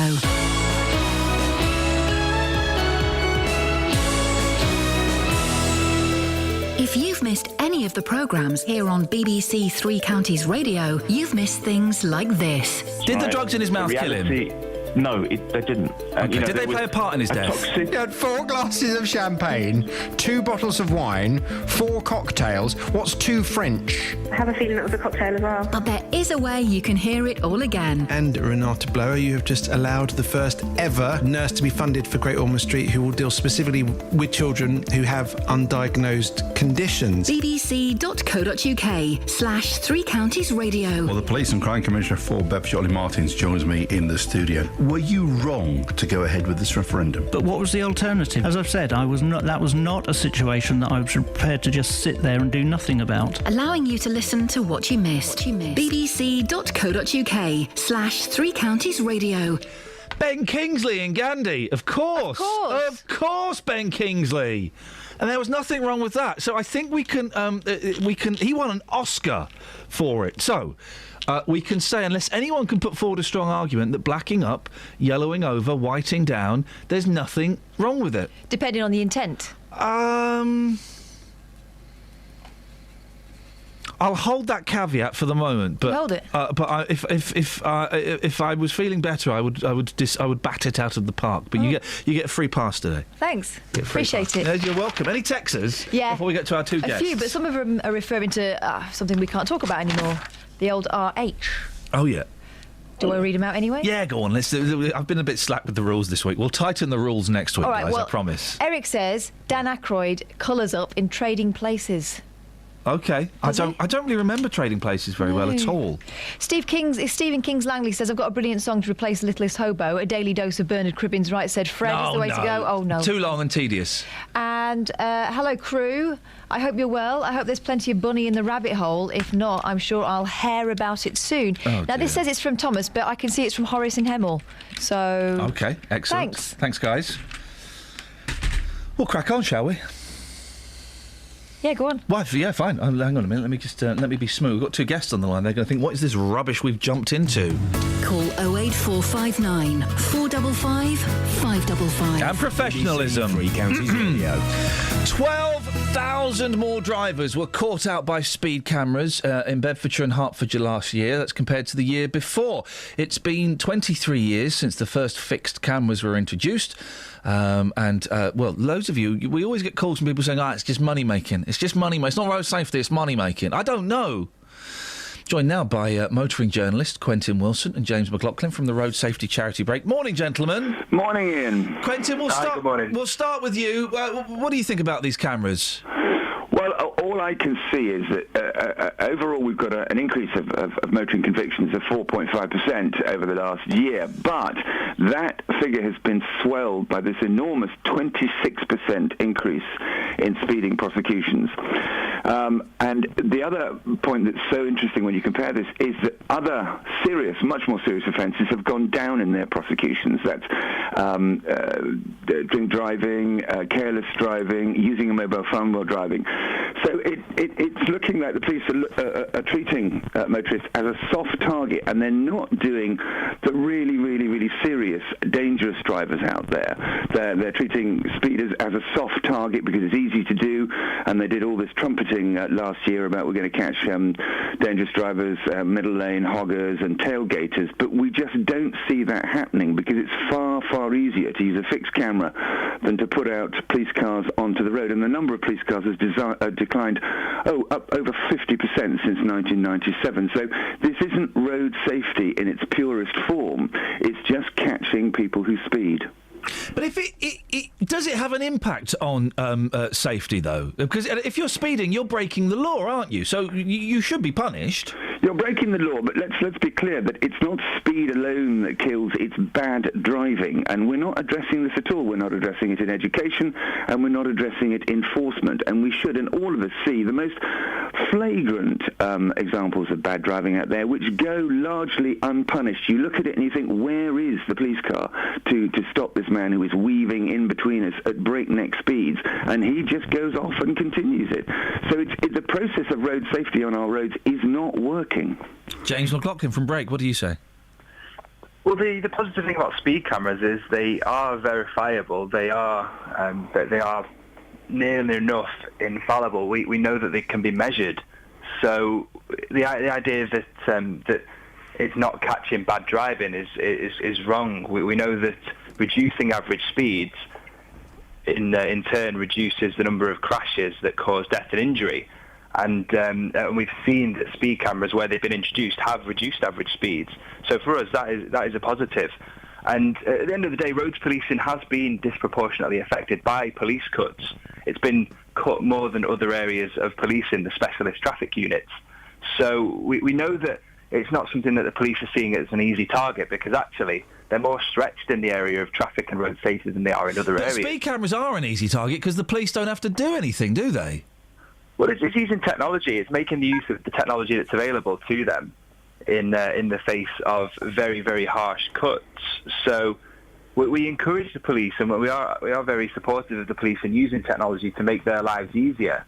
The bottom line for us is if drivers aren't breaking the speed limit, they've got nothing to worry about. And I suppose that's it, isn't it, Quentin? If you're not breaking this... I've got done by a speed camera and I was angry, but I had to shrug my shoulders and say, well, I was going too fast. But here's the thing, as James says, they are very, very stretched. They haven't got the resources. So most of the time you will go on, certainly motorways, and see the vast proportion of drivers exceeding the speed limit. And it's kind of almost taken for granted. And then you see weekends like last weekend where there's this heightened speed camera activity and then all these new cameras on motorways. And it's a mixed message. We need to have a consistent message where we see many more police cars out on the road catching not just speeders, but people who are driving distinctly badly, who aren't insured, who aren't taxed, who don't have licenses. These are the ones who will cause the worst and the most horrific crashes. James, what about the people that we will get loads of phone calls today from people saying, "Oh, it's just to generate income. It doesn't really, why shouldn't I be allowed to drive down the motorway 85 miles an hour at 2 o'clock in the morning if it's empty?" Well, just to make this point, the police authorities and the local authorities don't get the money from speeding fines. It goes to a central government budget, so individual police forces don't have an incentive to catch loads of people using speed cameras because they don't get the financial reward. For them, it is about road safety, and just to reiterate the point, it is a law that is there for a reason. If you break the law, that there isn't any other law in any other area of policy where you'd ask, what is my money going to, or it's just a money making scheme. The laws are there for a reason, and I think we have to respect that. Quentin, one of my bugbears is the middle lane hoggers. I hate them. Get out of the way, Grandad. But just because that's not being policed and people on their mobile phones isn't being policed enough, it doesn't mean that we should take our eye off the speeders, does it? Well, look, all I know is that the government not so long ago said that they would raise the speed limit on motorways to 80 miles an hour. And there is this confused message going on about policy. What are we supposed to do? And with so many people across the country having speeding convictions now, and insurance companies not really taking them seriously when it comes to insuring your car again, it's a very, very sort of clumsy, it's not joined up properly, and consumers are rightly confused. And I just don't think the road safety message is being enacted properly. Sure, the police are ticking a box by saying, look, we've got all these speeding convictions, but all these other much more serious and much more dangerous drivers are going unpunished. Gentlemen, thank you very much. Quentin Wilson, always good to talk, and James McLaughlin from the Road Safety Charity Break. Across beds, hearts and bucks. This is Iain Lee. BBC Three Counties Radio. The irony of me talking about road safety after I went into the back of a Beamer yesterday. It's not gone unnoticed. 08459 455 555. We got any texters, or do I have to go to the empty, let's be honest, guys, the empty newspapers? Well, we've got a text here from Tony saying, Eddie in Love Thy Neighbour, he blacked up. It was very bad, cringeworthy and shocking. I don't remember Love Thy Neighbour. Eddie was the white guy, was he? Who was the race? I don't really... Was he the son-in-law? Is he Cherry Booth's dad? No, I've got no idea. I don't really know. Hey, I never understand why anybody would film themselves making love. No, you don't want to see that. Imagine you're brilliant. I don't want to see it.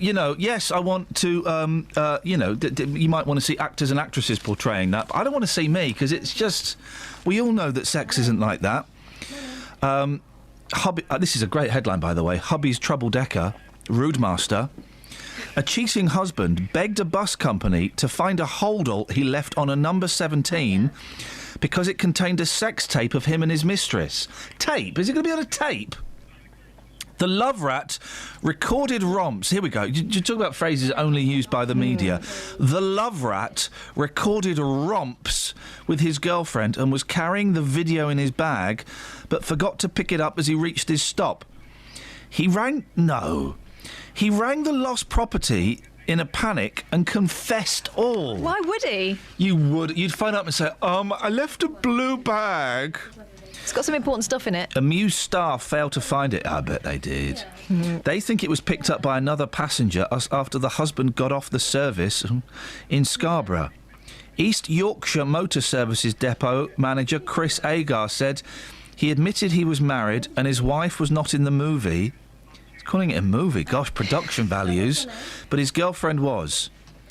All we can assume is that someone on the bus decided to walk off with the holdall and got more than they bargained for. Should the bus company be talking about this? I mean, it's confidential, isn't it? All aboard. And then the Sun are very naughty. Do you know who lost this? Call our hotline now. That's naughty.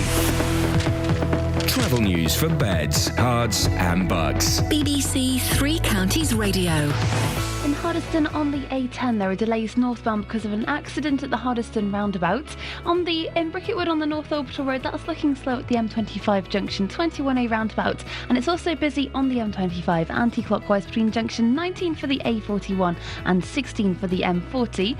Further afield on the M1 there's a lane blocked southbound at junction 17 for the M45 to junction 16 for Daventry in the roadworks, and on the trains London Midland have a normal service running again between Watford Junction and St Albans Abbey after the problem with the train crews earlier on and replacement taxis. Samantha Bruff, BBC Three Counties Radio. Across beds, hearts and bugs. This is BBC Three Counties Radio.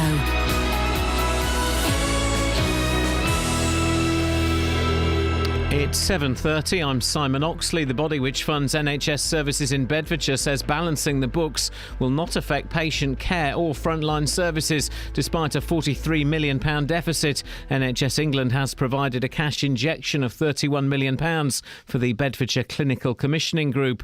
A train company has been using taxis to transport passengers in Hertfordshire this morning because of a shortage of train crew. London Midland say taxis were replacing trains between Watford Junction and St Albans Abbey.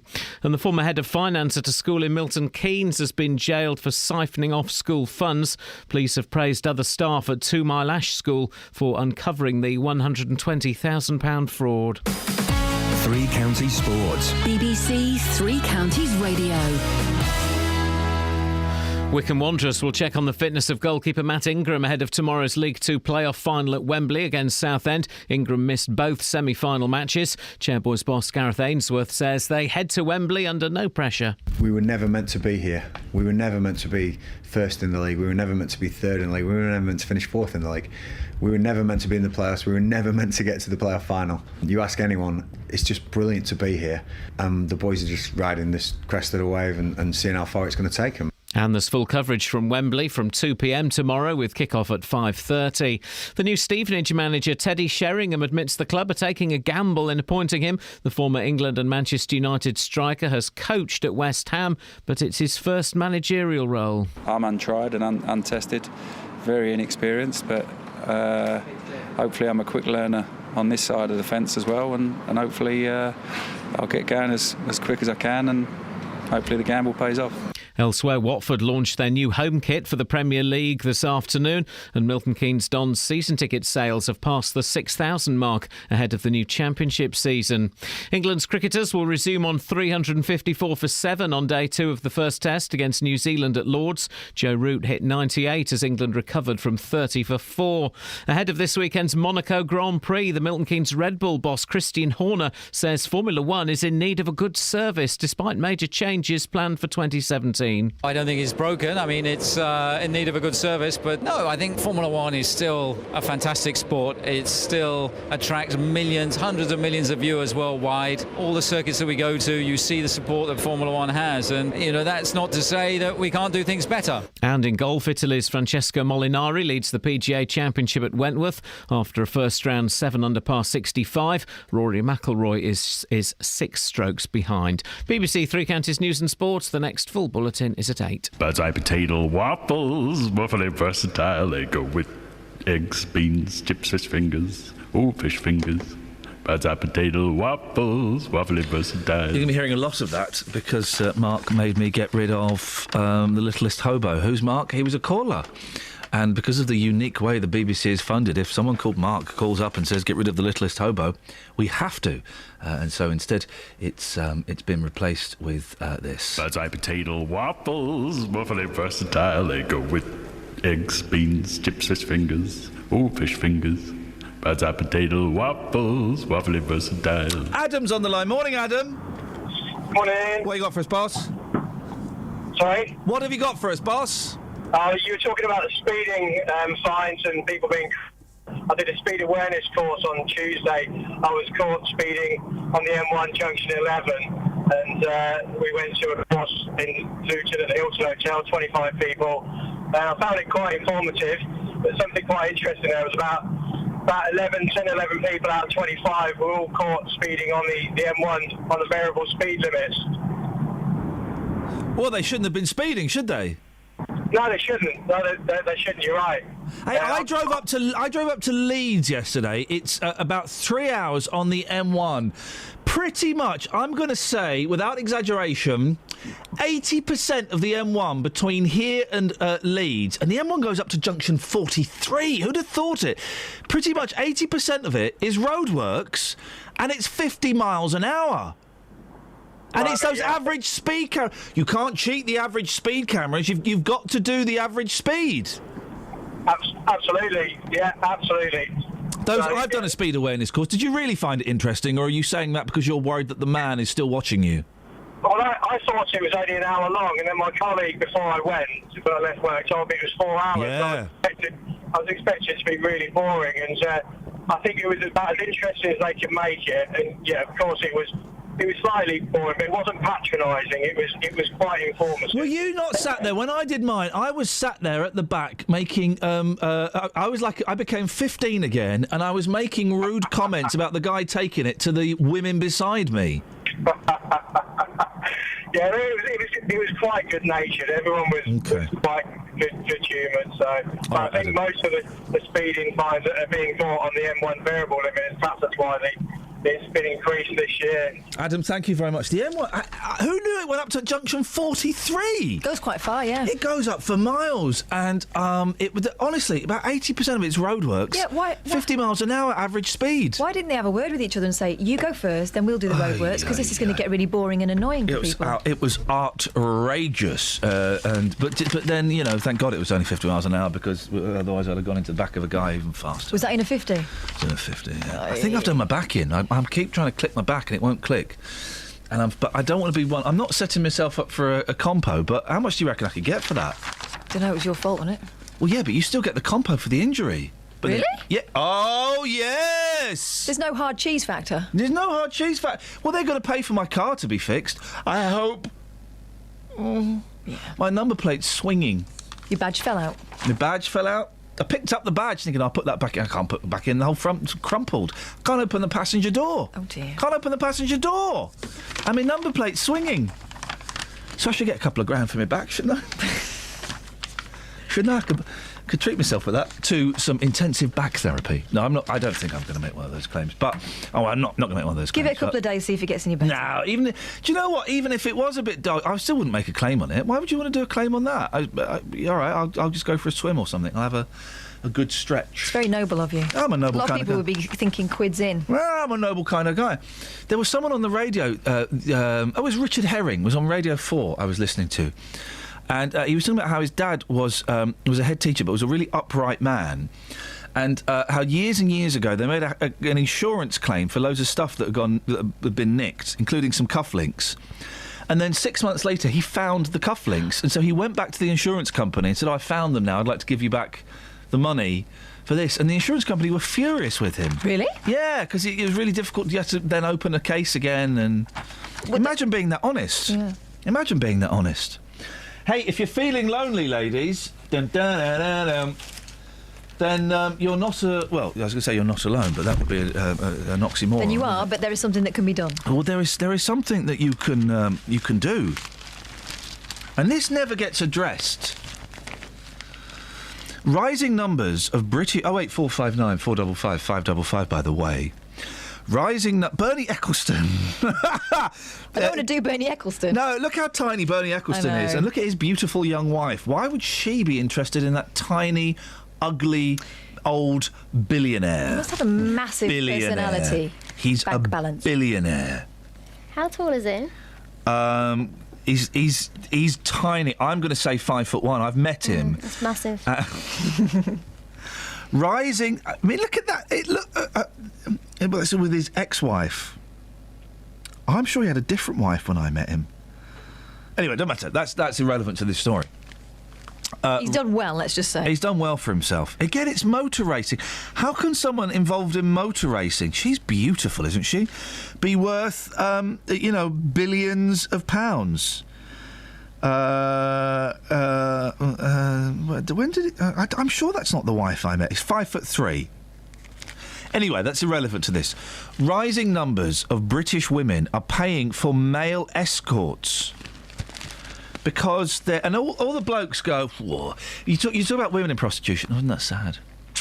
Male escorts, whoa, yeah, I'll have some of that. They're just like strippers, aren't they? Yeah, they still have to do it. I know they do, but, I mean, if you like that... If you're a bloke and you like doing it? No, I mean, if you like that sort of look as a woman, that you'd go for an escort rather than... I bet there are normal escorts, male escorts as well. I bet there are, like, ropey blokes. What, they just look like pub blokes? That look like Curly Watts. I bet there's, like, Curly Watts. There'll be a fetish for that. Oh, you don't have... You got anybody... well, madam, we have blonde, or we have... You got anyone that looks like Curly Watts? I really fancy having it away with Curly Watts. When he knocks on the door, tell him he's got to be called Curly. Rising numbers of British women are paying for male escorts because they're too busy for conventional relationships, researchers are claiming. Isn't it? It's funny how it's. If this wasn't the other way round, this would be treated slightly differently. I think a high proportion appear to be busy career women in their 30s and 40s looking for a brief fling. Oh, here we go, look. And some even claim they want more than just time in the bedroom and are prepared to pay for companionship too. I mean... Then they're not too busy, are they, if they want that? It's just they're lonely. It's different. It's different for men and women working in the sex industry, isn't it? I think so. Because if you're a gentleman working in the sex industry... you've got to be at least vaguely attracted to the woman for, Well... Or you have resources. Oh, yeah, you can take a Viagra, I suppose, don't you? Or one of those... No. They counted... Who did this study? I don't know. Oh, Lancaster University. They counted advertisement profiles by escorts of all sexes and found that those from men rose by 10,000 in the last 5 years. Escorts who took part in the study claimed that many of their female clientele did not have the time for a relationship, and some women were thought to have paid for sexual services even though they were in a relationship so they could add excitement to their love life. It's funny, though, isn't it? As you're saying, there is a definite double standard, right? When we talk about females in the sex industry, there's always an air of, oh, poor girl. Prostitute was murdered today. That's what they'll say, wasn't it? Prostitute rather was than murdered a woman. today. Yeah, so there's a sort of dehumanisation. When it's blokes, I mean, there's no suggestion there that these guys are victims, is there? And the human mind works differently. You don't get blokes standing on street corners, necessarily. You do in some parts of the world, but that's generally for rent boys. But... You don't get blokes standing there and women pulling up in their Mercedes. You working tonight, love? Why, yes, I am. What would you like? How much? Tom's on the line. Morning, Tom. Morning, Ian. What's your beef, fella? You got beef. What's your beef? Yeah, you're giving a frozen food company free advertising by singing a song instead of having the Maybe Tomorrow Hobo song. Which song, sorry? The potato waffle song. The what? The potato waffle song. Well, you've just given free advertising to them twice. No, I just said potato waffle. What? I didn't name the frozen food company. But you've given advertising to that potato-based product. Yep, it's a worldwide product that we grow in the ground. We don't grow waffles in the ground. No, potatoes. Do they grow in the ground? Yeah. So, hang on a second, Tom. Let's dig deep, right? Let's find out. Is your beef because Birdseye murdered your father? They didn't. Or is it because you want to have a waffle now? Or I could be related to a member of the Findus family. Tom, is your last name Findus? It could be. Does your wife look like a crispy pancake? No, she looks like a fish finger. Sing the song, Tom. Let it out. Let it out. Sing it. Sing it. No, the best I can do is let it go, let it go. Thank you very much indeed. Birdseye potato waffles, waffly versatile. They go with eggs, beans, chips, fish fingers. Oh, fish fingers. Birdseye potato waffles, waffly versatile. How can anyone have beef with that? Although I bet they go nice with a bit of beef, actually. I bet they would go spankingly well with a bit of beef. 08459 455 555 is the telephone number. Let's have some texters then. OK, my father, not mine, this is someone who's, not giving us a name. My father was a policeman. He said police had to hit a certain amount of speeders a week and sometimes would set the guns up and con people to target. Really? Also, what are those new cameras on the way to Dunstable? Oh, no. Variable speed, I'm guessing. James in Wolverton, can't believe the littlest hobo is gone. Love that. It's gone. But how about using the theme tune from Fireball XL5? It's like James doesn't like the waffle thing. My mum's uncle arranged that song or produced that song or had something to do with that song. I never quite worked out what it was he did or where he was. I think it may have been a bit of a... I don't know. I don't want to say my mum's a liar, but let's just say, So are you going to play She it? told me my middle name was Gaylord for 3 years, so... She was right. Sorry? Yeah, but she was right. She wasn't right. She told me my middle name. I said, Mum, what's my middle name? She said, Gaylord. Right, I remember we were in a caravan and I got really upset. I was 5. I got really, really upset. I don't know why I got upset. And then, 3 years later, my nan took me to... It was kind of a rite of passage in our family that when we got to about 8, our nan would take us to Paris, to France, Boulogne, on the hovercraft. And we got to customs and my nan said, Ian, what's your middle name? And I went, Gaylord. And everybody fell about laughing. So my mum humiliated me twice. And she'd set a joke and she'd forgot to reset that joke by saying, oh, it was only a joke. So for 3 years I thought my middle name was Gaylord. Well, that's saved me 50 quid in therapy, isn't it? Travel news for beds, cards and bugs. BBC Three Counties Radio. In Hoddesdon on the A10, the entry slip road northbound at the Hoddesdon roundabout is closed because of an accident. It's also causing delays eastbound in Hayley on the A10 between the Hollows turnoff and Stansted Road at the Amwell roundabouts. On the M25, it's busy anti-clockwise from junction 19 for Watford to 16 for the M40. And on the train departure boards, there are no major delays at the moment. But on the London Underground, the Bakerloo line has severe delays between Harrow and Wildston and Queen's Park, and minor delays on the rest of the line. That's because of a signal failure. Samantha Bruff, BBC Three Counties Radio. Thank you very much. We'll do the 6:15. I'm not going. We'll do the 6. We'll do those ones. There we go. 7:46. It's Friday, the 22nd of May. I'm Iain Lee. These are your headlines on BBC Three Counties Radio. The body which funds NHS services in Bedfordshire says balancing the books will not affect patient care or frontline services despite a £43 million deficit. David Cameron will begin discussions with other European leaders today on his plans to reform Britain's relationship with the EU. And the former head of finance at a school in Milton Keynes has been jailed for siphoning off £120,000 of school funds. Let's get the weather. Here's Elizabeth. Beds, Hearts and Bucks weather. BBC Three Counties Radio. Hello, very good morning to you. Not a completely dry day today. We may just catch 1 or 2 showers around. In fact, there are some towards western areas of Buckinghamshire actually at the moment.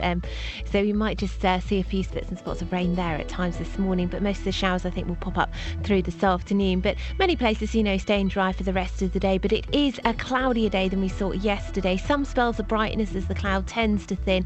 And the air is nice and warm as well. So where we do see a bit of brightness and even perhaps a little bit of sunshine here and there through the day, then it will feel nice and warm with top temperatures up to 18 or 19 degrees, 66 in Fahrenheit, just a light southwesterly breeze. Now, as we head into this evening, again, watch out for a couple of showers here and there. Overnight tonight, though, mostly dry. We'll see thickening cloud, overnight lows of 11 or 12 degrees, so a mild night to come. And then into tomorrow, some cloud around through the morning, but then lots of sunshine developing. It's going to be probably the nicest day of the bank holiday weekend tomorrow. Temperatures up to around 17 or 18 degrees, probably very pleasant in the sunshine. On Sunday, we'll see a nice bright start, but gradually the cloud will thicken.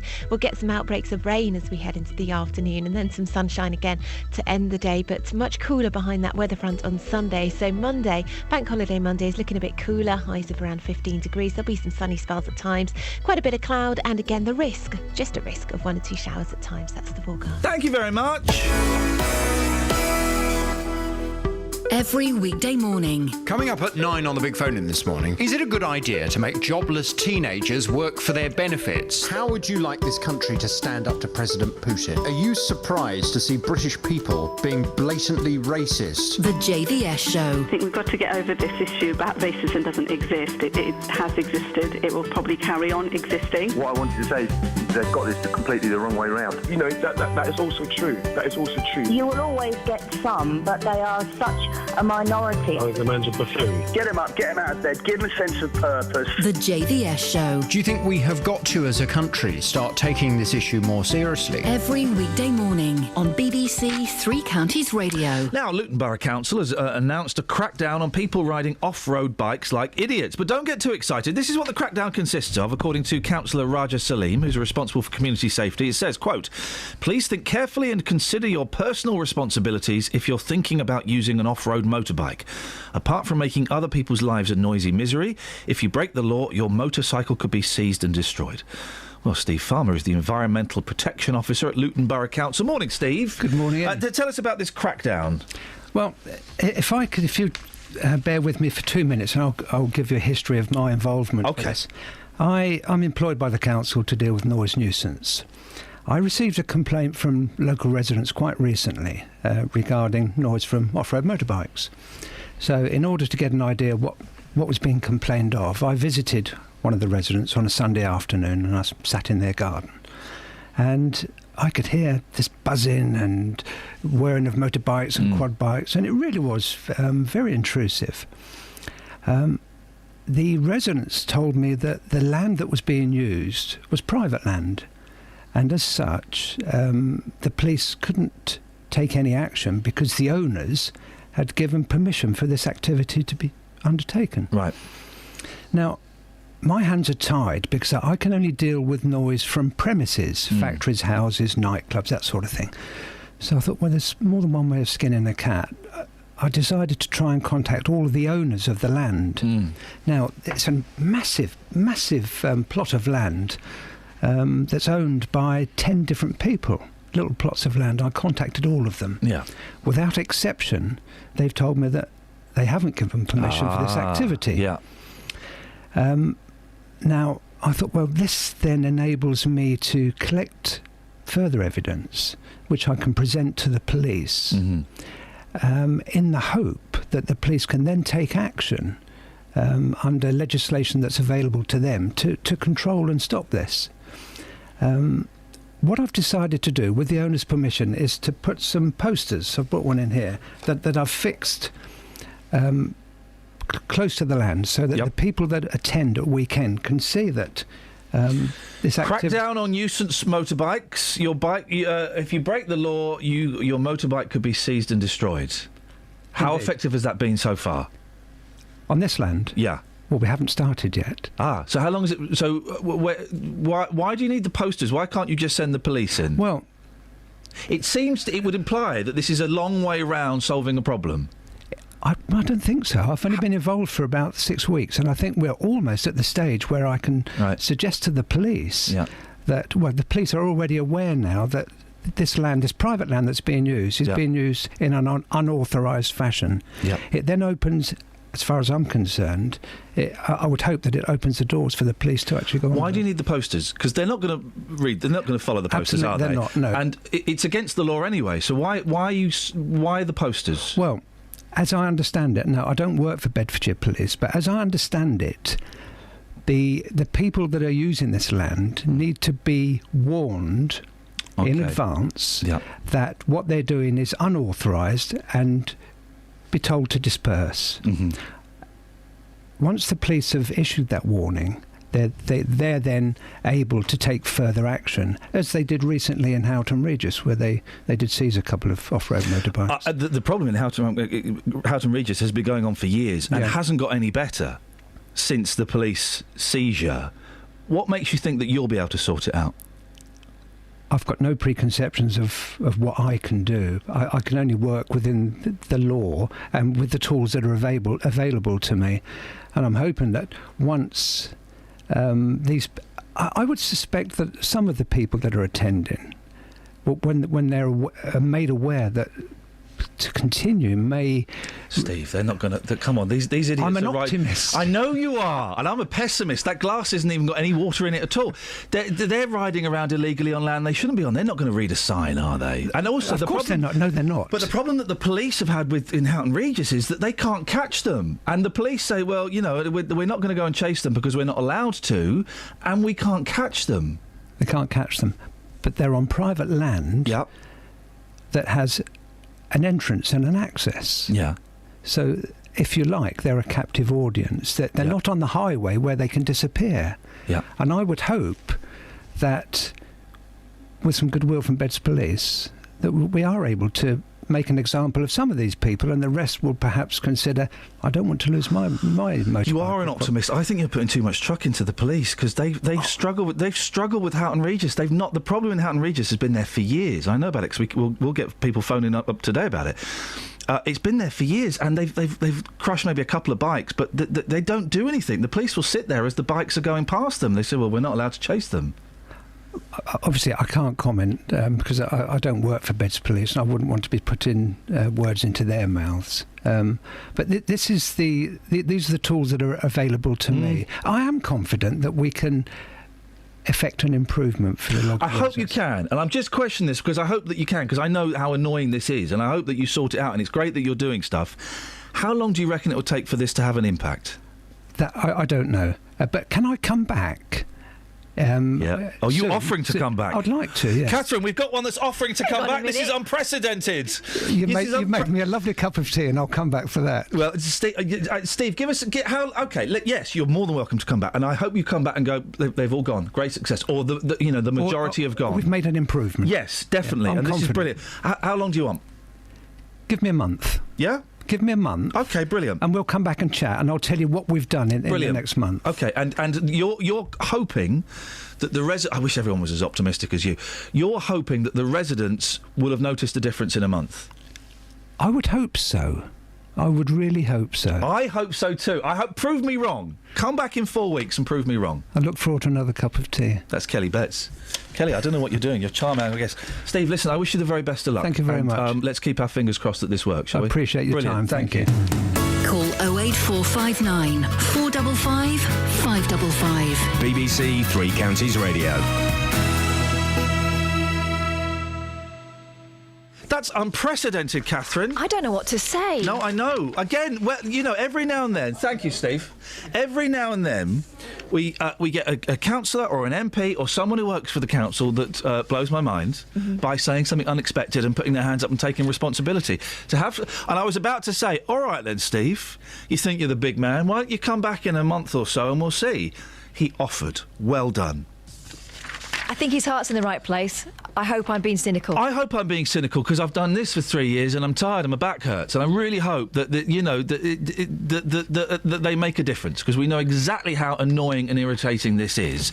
But also, that's the attitude. Yeah. So often we've spoken to councillors and MPs, and you have as well. Primarily councillors, actually, that don't give us stuff, that shrug it off, so there's nothing we can do. Well, he knows it's going to be tough, but he's rolling up his sleeves, he's going to have a go. I would make a suggestion to the press office, if I might be so bold. Get Steve to work for you. Well, rather than quoting that councillor who was never going to come on... Yeah. Steve knows what he's talking about and he's willing to be accountable. That is refreshing. Ladies and gentlemen, that gentleman's name was Mr. Steve Farmer, the Environmental Protection Officer at Luton Borough Council. More like that, please. And boy, oh boy, Kelly, you'll have noticed this. Didn't he smell nice? Yes, he did. Didn't he? Yep. Yeah, honestly, you go a long way if you come in and you smell nice. David Lloyd, the Hertfordshire PCC. Oh my gosh, I want to bottle the scent of Lloyd. I want Lloyd to spray all over me. It's just... Oh, it makes you feel glad to have a nose when David comes into the building. Thank you, Steve. That's brilliant. We'll speak to you in a month. It's in the diary. Have we got any texts? Yeah, loads. Let's have 3. Well, we're talking about blacking up and whether it's ever okay, right? For a day, is it okay to black up for a laugh? I had to black up at a school Christmas play back in the 1970s, says Johnny in Bedford. When I was about 9 years old, I was playing Black Peter, the sidekick of St Nicholas. Oh. You wouldn't get away with that nowadays. Well, yes. Well, maybe you would. You would in my world. Darren in Luton says that the cameras that someone was asking about earlier on in Dunstable, the cameras on Pointers Road are average speed cameras voted for by the residents. Oh. So don't moan about them, because that's what they wanted. Moan about the residents. Can we start a petition to bring back the hobo, says Gary in Leighton Buzzard. What, Justin? He'll be on after 8. Oh, you mean the Littlest Hobo, the song? Sorry, I apologise. I thought you meant my colleague. Just because he's got no socks. Yeah. Kath from Hertfordshire says, Gutty, the Littlest Hobo's gone. No, How about replacing it with a theme tune from the Raccoons? We don't need to replace it with any... We're not replacing it with anything apart from this. Bird's eye potato waffles, waffly versatile. They go with eggs, beans, chips, fish fingers. Oh, fish fingers. Bird's eye potato waffles, waffly versatile. Travel news for beds, cards and bugs. BBC Three Counties Radio. In Hardyston on the A10, the entry slip road is closed northbound at the Hardyston roundabout, and in Hayley, the A10 eastbound has extra queues between Ware and the Harlow turnoff and the Stansted Road at the Amwell roundabout. On the A414 on Park Street, that's looking really slow at the Park Street roundabout, and looking at the motorways, no delays showing up on the M1 or the A1M, but it's slow on the M25 anti-clockwise between junction 17 for Maple Cross and 16 for the M40. No reports of any delays on the train departure boards, but on the London Underground, the Bakerloo line has severe delays between Harrow and Willesden and Queen's Park. Samantha Brough, BBC Three Counties Radio. Thank you, Sammy. The Littlest Hobo has gone. It's gone. It ain't coming back. It's not. Instead, it's Paul Scoyne singing this year's Eurovision entry. That's what we've got. Deal with it, suckers. Local and vocal across beds, hearts and bucks. This is BBC Three Counties Radio.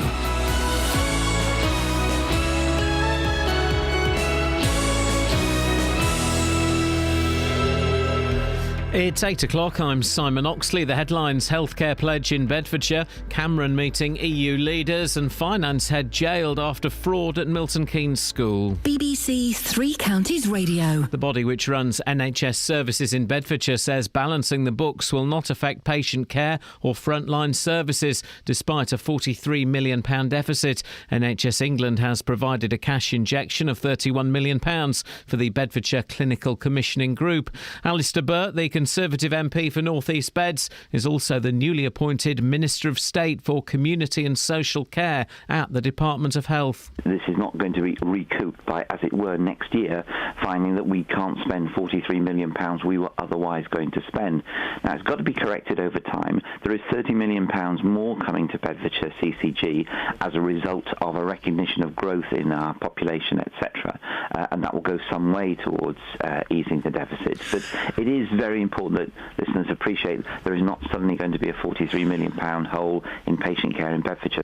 David Cameron will begin discussions with other European leaders today on his plans to reform Britain's relationship with the EU. At a summit in Latvia, he'll outline changes he wants to see, including restrictions on benefits for migrants, before he holds an in-out referendum on Britain's membership.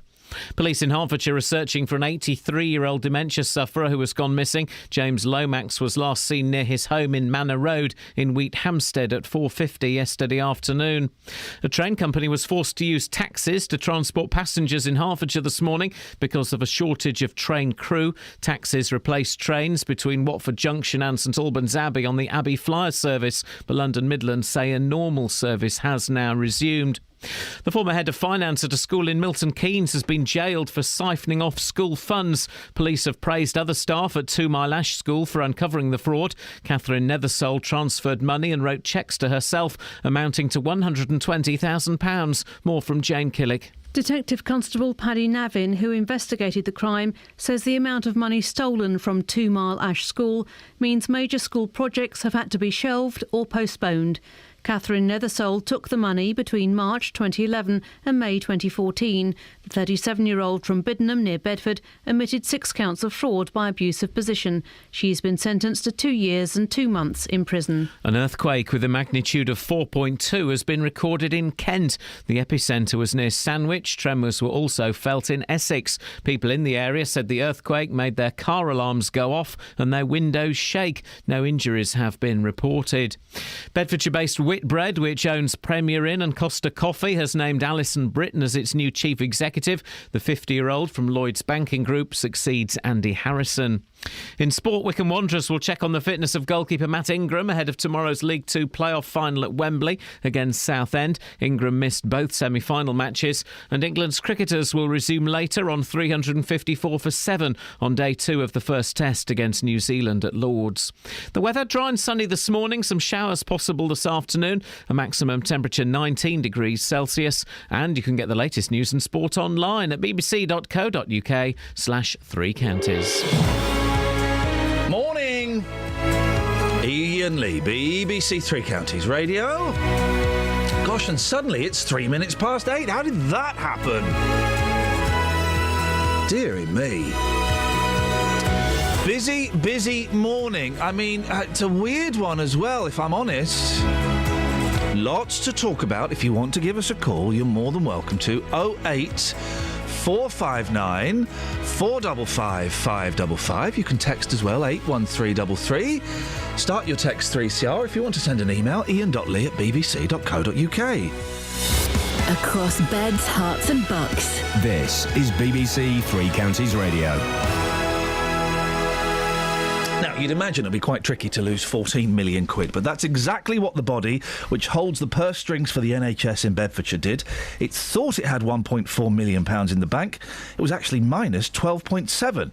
The CCG, the Clinical Commissioning Group, now has a deficit of £43.2 million, one of the highest in the country. Well, Nick Robinson is the accountable officer from Bedfordshire Clinical Commissioning Group, basically the acting chief executive at the moment. Nick, this is a bit embarrassing, isn't it? Yeah, good morning, Ian. It was a difficult meeting yesterday where we announced the scale of the deficit, and you know, it's the governing body expressed its regret that we'd got into that position. But I think the important thing for your listeners and for the public of Bedfordshire is to get reassurance that we now much more understand what was driving that, because it is really unusual in NHS terms. And what we did yesterday was reported that there were 3 main areas where we think this has gone wrong and gives us the opportunity to fix them. The first one was that our assumptions and our forecasts of how much care we needed to buy for our patients appears to have been understated in the previous year. So our activity levels are running over budget. I'll come back to that one in a second if I can. The second one was that working with our GPs as a clinically led new organisation, they've had lots of ideas about how you could make more savings, excuse me, and reorganise services, as an example, so that patients could get more care closer to home, rather than go in and us have to pay for expensive hospital treatments. That's what CCGs do across the country, and our GPs are really enthusiastic about doing that. But frankly, we didn't organise the support to make those schemes happen at the pace we should have done. Right. So there were savings we could and should have made that would have made services better, that we need to learn from and work out how that goes, how that can be done better in the future. The most difficult one for the governing body yesterday was also to reflect that the third aspect of that were, if you like, systemic weaknesses in governance, control. £43 million deficit. I mean, it's an incomprehensible figure. Indeed, it is really extraordinary. Why did no one at any point go, guys, maybe we should just put the brakes on this a bit? We are getting into trouble. Was no one keeping an eye on the figures? They were, and one of the things that was reported yesterday, and we've been really clear about, is it wasn't until later in the year that the governing body knew that was happening.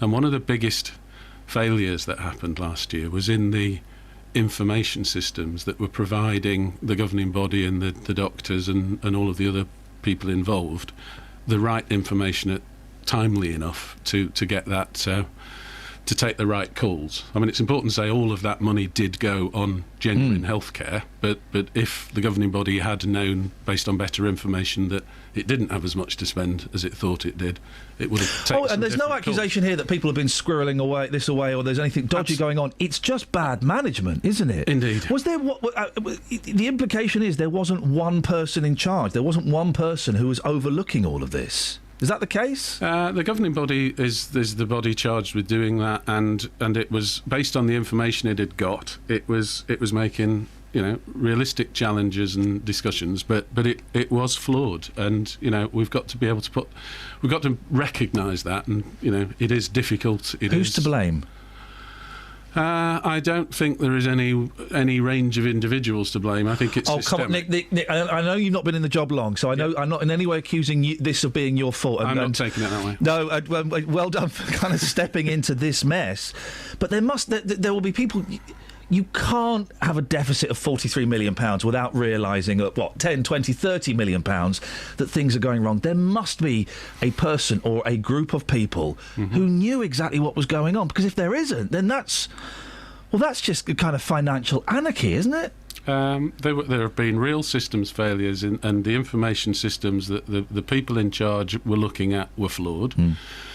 NHS England, who are the part of the NHS that's our system regulators, stepped in a few months ago, and many of the senior people have resigned through that process. We've put in a new team, and yesterday, and I think it's important that your listeners understand this, we were put under what were called legal directions, but it's effectively a special measures regime where we get extra help, extra scrutiny. The grown-ups have come in to... indeed. The people that resigned, did they resign because of this?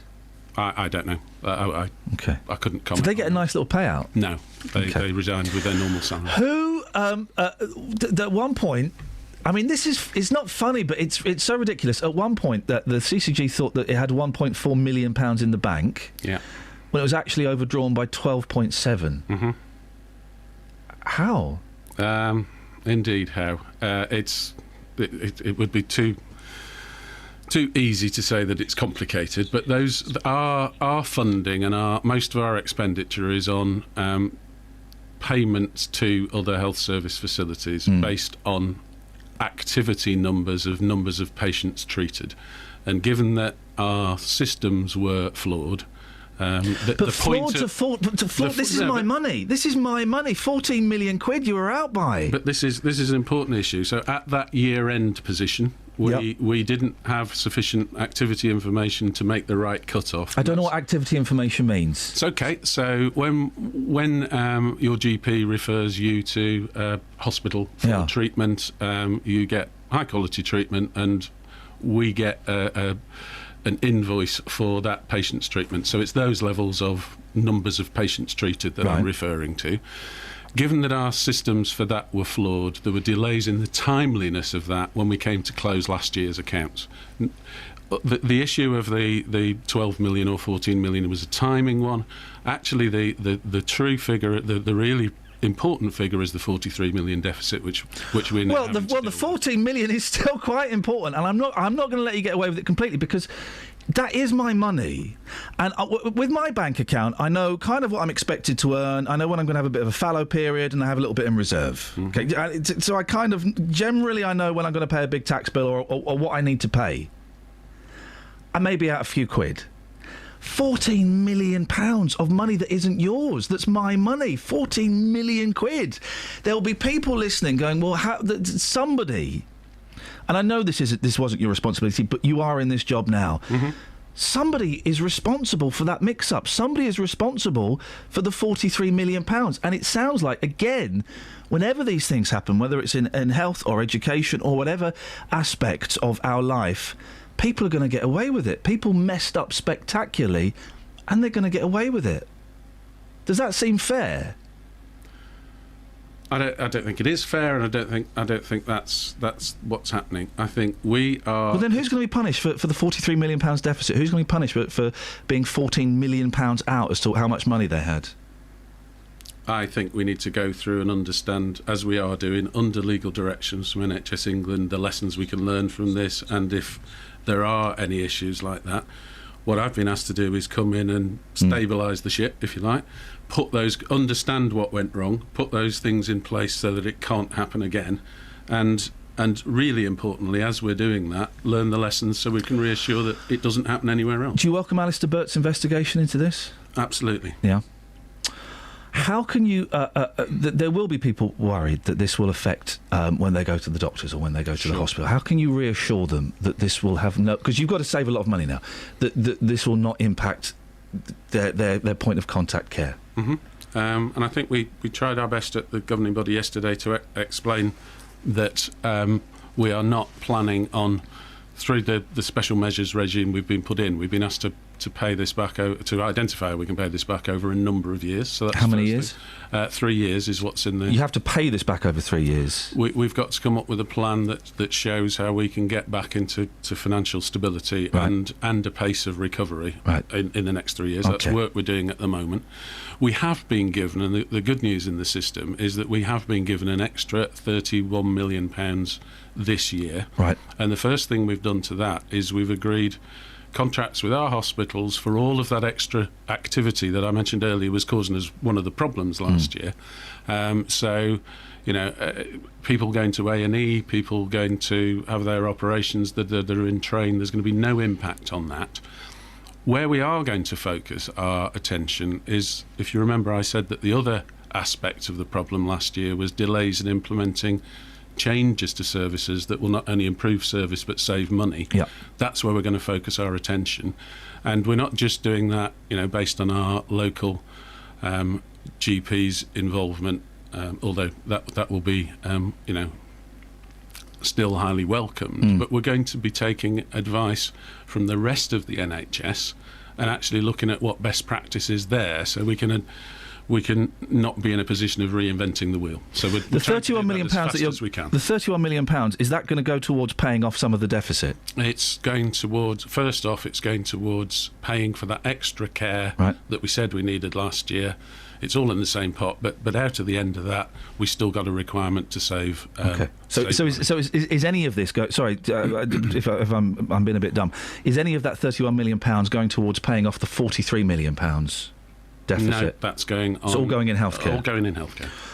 And our way of paying off the £43 million is going to be new initiatives to save money. For example, so you've just mentioned one. Give us another example. There are many about. Go on, give us one. Treating people with diabetes in a local GP group of practices rather than going to see a hospital specialist. How much will that save? We're still working that through. Okay. Because that's not... I mean, are you confident that you can get back this £43 million in a reasonable period of time? Yes, and in a reasonably balanced way that doesn't have us making major reductions in service. I appreciate you coming in, Nick, and I know that this, again, I want to say this isn't your fault. My worry is... You sound like a reasonable gentleman, and you've come in and you've got it. No, you do, and you've been very honest, and that you'll do your very best to sort this out. I've seen this happen in so many other departments that you'll be gone in 2 years, and somebody else will come in and say, "Well, no, hang on, this isn't my fault. Now, what I intend to do to clear up the mess." Do you know what I mean? It feels like this is kind of this thing happens in so many aspects of life. I understand that, and I can't say about my position for that long term, but that is why the legal directions, the special measures from NHS England are so important here, that they're going to provide that oversight and continuity, and they're also going to help do the lessons learned exercise that we can give assurance to the wider public across the country that if there are issues that happened here during last year, all of the other CCGs can learn the lessons. Good luck. Thank you very much. Good luck. Thank you very much indeed. 08459 455 555. Travel news for beds, cards and bugs. BBC Three Counties Radio. It's slow on the M25 anti-clockwise between junction 17 for Maple Cross and 16 for the M40. On the A1M, that's busy northbound at junction 6 for Welwyn, and in Cheshunt the A10 is looking slow southbound from the New River Trading Estate towards the M25. In Hayley on the A10, there are queues eastbound between the Harlow turnoff and Stansted Road at the Amwell roundabout, and in Little Haddam on the A120 Stortford Road, that's looking really busy across the Ash River Bridge. Traffic's having to take it in turns between Bishop Stortford and the A10. In Luton, it's looking slow on Vauxhall Way on the speed sensors just after Hitchin Road. No reports of any problems though on the trains at the moment. Samantha Bruff, BBC Three Counties Radio.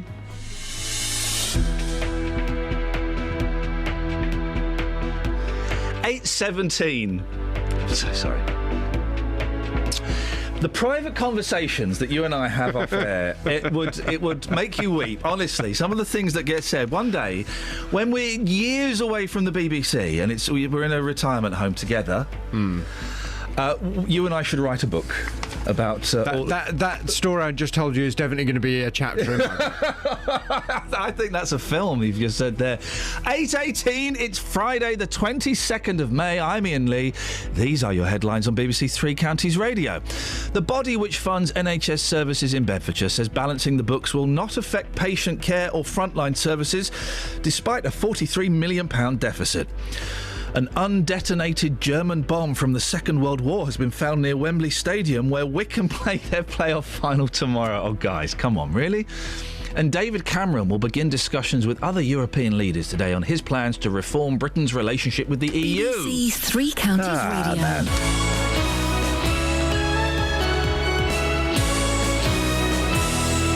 Good morning. Good morning to you. You all right? Yes, I'm fine, thank you.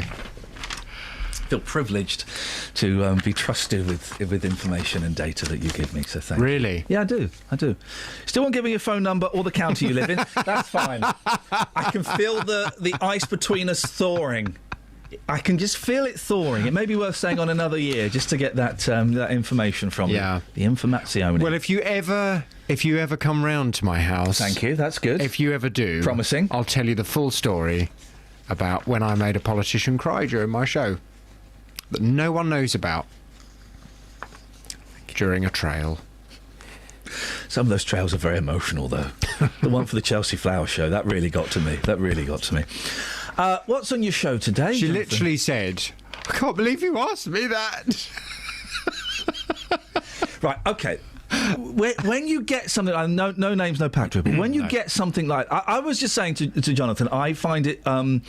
so much easier to hold to account, we say, to be slightly more confrontational with a guest when they're on the phone. When they're in... I'm giving away my secrets now, they'll all want to come in. When they're in the studio, I find it a little bit harder to kind of ask those probing questions. I just feel myself holding back a little bit. You were telling me this story about how you made someone cry. When you get something like that... Yeah. How does that make you feel? How do you respond when someone's in tears because of a? Do you feel guilty? Do you think you deserve it? Do you think? Yeah, I felt bad. I had to say that again. I felt bad. I then had to say I had to say because look, I'll tell the story without naming any names. Yeah. So I was in the run up to the election. Well, you don't narrow it down too much. An election. Yes. In the past, I was interviewing a politician on my show who was in the studio. And seemingly my questions upset this politician because when I then played an advert, I think it was for your show, the politician burst into tears. Gosh. And genuine tears. Genuine tears. And I was sitting there thinking, oh my God, I've just made this politician cry. So I then had to say, look, don't take this personally. This is my job to ask you difficult questions, and your job as the politician is to respond to those questions because you are running for Parliament. So you have to be able to... And she then managed to pull herself back just in time for me to play a jingle and then ask her more questions. It was most awkward. Do you think the question? I don't know what the question is. I don't particularly need to know it. But do you think that it was? Do you mind talking about this? Or you're, no, I don't mind. I just find it fascinating. Do you think the question was appropriate, or do you think that it went too far? Yeah, the question was appropriate, but seemingly it hit a raw nerve because there were some personal circumstances that this politician had that I'd brought into the question in order to make it more personal. Well, then that's their problem, isn't it? Then, and the politician got upset by it. Well, that's their problem, then, isn't it? If something that is relevant to their position is being brought up and they get upset, well, then. Well, yeah, really, but it's never happened before. Did you not feel like referencing it? Because quite often, what I like to do is if I remember come back and say, you just started crying. Yeah. Well, when I remember having a couple of councillors in who were idiots, and I would ask them a question, and they would kind of look at each other and pull faces. And I said, "Oh, that's interesting. You're looking at each other and pulling faces as though you don't respect that question. What's that all about?" I felt, based on the reason for this politician crying, that for me to then draw attention to it would be insensitive, because this politician obviously didn't want people to know that she'd been crying. Yeah. Isn't that interesting? And you've just had that lesson from 2 award winners for free, guys. It will all be all the detail in the book. In about 60 years' time? Well, if I'm still alive. What's on your show? Who are you going to make cry this morning? Well, I don't know. Hopefully nobody will cry this morning for my show, but I'm hoping lots of people have views and opinions, because from 9 on the Big Phone In, I'm going to be asking, should the anti-Islam protest be allowed in Luton? 28-year-old Jada Franson is the deputy leader of the anti-Islam political group Britain First. On the 27th of June, she's coming to Luton to march from the train station to the town centre, where she hopes to address hundreds of supporters.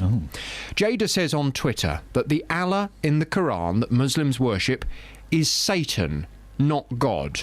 And her Twitter profile declares that Islam is destroying the world. Well, the Labour MP for Luton South, Gavin Shuker, says he'd rather Jada and her group didn't come to Luton, but only the police and the Home Secretary can actually stop them.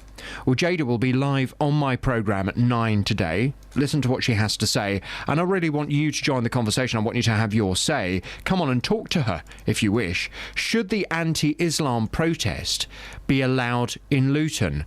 Or, frankly, are we sick and tired of this kind of thing coming to this town? From 9 this morning, 08459 455 555 for your response. Tomorrow, Wembley is going to be a sea of blue. Still fills me with awe when I see all these football fans heading towards this playoff final. It's the League Two playoff final as Wycombe take on Southend. Referee's blown his whistle. Wycombe Wanderers have done it. 12 months from surviving on goal difference. They're going to Wembley. From 2, we'll be live with the fans. Woke up at 6 o'clock in the morning, couldn't get back to sleep, watched the highlights again of the playoff semi, and yeah, that's where I've been. Then from 5:30, there's uninterrupted commentary on the game itself. Mawson's there. It's a goal. Wycombe have got a second. Wycombe versus Southend in the League Two playoff final. Tomorrow from 2, here on BBC Three Counties Radio. I don't get this job. We've had a complaint, so I've got to apologise for undue prominence to a product, and I've got to play this instead. Fried potato waffles, waffly versatile. They go with eggs, beans, chips, fish fingers. Oh, fish fingers. Potato waffles, waffly versatile. It's the BBC. It's the BBC, and that's what we've got to do. Oh, fish fingers. Yeah, tell me about it. Here's something. I'm remembering food. I didn't, because I'm only just. Who made those waffles? I'm wondering now. Scoins has just messaged, this is a breach of my human rights. Yeah, that's why I voted Tory, so you've got no human rights. Maybe I did, maybe I didn't. I'm remembering food, because I've only been eating meat now, for well over a year. I'm remembering food that I've not had for a long... I've never had a fish finger sandwich. But you want, like, not a posh one. Posh ones are rubbish. Oh, yeah, well, we went out for lunch with your little girl and the posh fish finger sandwich. What was that all about? I know, it was more like small bits of battered... It was too posh. Too posh. You want a really cheapo one on a cheap bit of white bread. Oh, fish fingers. Ooh, I've only just learnt fish finger sandwich. Oh, mate. Toasted. No, that's fish fingers on toast. No. Friend of mine puts them in pitta. She likes a pitta pocket. Oh, fish fingers. Can I set that as my text alert, please? Is there a way? How do I do that on my phone? So that if every time I get a text, I get oh, fish fingers. That would be awesome, wouldn't it? Right, I tell you what we're going to do. Can we put this as just a bonus track at the? Everyone, be quiet, okay? This is the bonus track at the end of this week's podcast. And if you want this as your text alert, Paul Scoyne saying all fish fingers, okay? So we have a nice silent bit here. Here we go. Silence, and then so it's a nice clear thing. Here we go. Oh, fish fingers. There we go. That's now your text alert. That'll learn him. That's funnier than it needs to be, isn't it? It really, I mean, it doesn't get... I like mushy peas. Oh, fish fingers. That's a meal. They go nice. That's a meal, isn't it? That's it. I go, do you know what I really fancy for my supper tonight, actually? I fancy a Dave and Scoynes. A Dave and Scoynes, yeah. I like mushy peas. Oh, fish fingers. I really fancy a Dave and Scoynes. Nice. Really nice. Have we got any texts? Yeah, we have. Mark in Bedford's trying to phone someone who's clearly not listening because they're concentrating on a book. I've got to have a Dave and Scoins again. I like mushy peas. All fish fingers. There we go. Right, Mark, Carry on. Yes. Mark in Bedford says, hats off to the lady who just drove through Cotton End whilst reading a book. To do these simultaneously is an unusual skill. Yeah, it's a skill, though. Got to respect that. Got to respect the skills. Nice. Stephen Luton says, does this bed CCG scenario remind you of Barnfield and, more importantly, a systematic issue in the fractured public sector? Yep. Well... Yep, but Barnfield, the question was as to whether it had been done on purpose. There's no suggestion of that here. No, but the thing that reminded me of Barnfield was people coming and going. People coming and going. And, you know, so it's hard to point... You can't point the finger at somebody, which is what... We had a really interesting thing on the radio the other day about the banks. And how about no one in the banks has gone to prison or no one has stood in the dock. And Barclays have just had a fine of, I think, like £1.4 billion. Okay, so Barclays have admitting jigging around with all these rates and fixing things and lying and manipulating. But no individual. But no person or group of people has stood up in front of a court of law or stood up and said, it was me, Gov. There also doesn't seem to be an appetite to find those people from the politicians, does there? No, exactly, and it's just that kind of, you know, that it's just that we want people to take responsibility for what they've done. Yeah, because someone made that decision, surely. Do you know what I fancy for my supper tonight? I fancy a Dave and Scoins while I'm wearing a Sadiq. What? I like mushy peas. Butternut potato waffles, waffling versatile. Stetson. Eggs, beans, chips, fish fingers. Travel news for beds. I can't shut him up. Hang on a minute. BBC Hang on. Counties Radio. Right, he's shut up now. Away you go. On the A1M northbound, it's slow at junction 6 for Welwyn, and that's looking particularly in lanes. It's moved to... I will get back to you about that one. On the M25 anti-clockwise... What do you mean you'll get back to us on that one? I've never heard that before. You're going to get back to us on that one? I don't understand my notes. On the M25... You're flipping out. It's Barnfield all over again. You can't just say, oh, no, I don't understand. I'll get back to you on that one. Suppose you don't need that. On the A1M northbound at junction 6 for Welwyn. It says 3 lanes into 2. I think I understand now what that means. I think it means that 3 lanes have just become 2 lanes, and that's why it's slow. But I'm going to check. The Spice Girls song. Oh, no, it's 2 into 1. Go on. Okay. On the M25, it's slow anti-clockwise from junction 17 for Maple Cross to 16 for the M40. And on the North Orbital Road, it's slow at the M25 junction 21A roundabout. In Hayley on the A10, there are queues eastbound between the Harlow turnoff and the Amwell roundabout. It's looking slow on all the approaches to the roundabout at the moment, but it's clearing up on the A10 at Hoddesdon at the Hoddesdon roundabout where there was an accident earlier. On the train departure boards, there's no reports of any problems, but on the London Underground, there is severe delays on the Bakerloo line between Harrow and Willesden and Queen's Park. Samantha Bruff, BBC Three Counties Radio. Yeah, that's right. She said Deleuze. I like mushy peas. All fish fingers. Stetson. Across beds, hearts and bugs. This is BBC Three Counties Radio.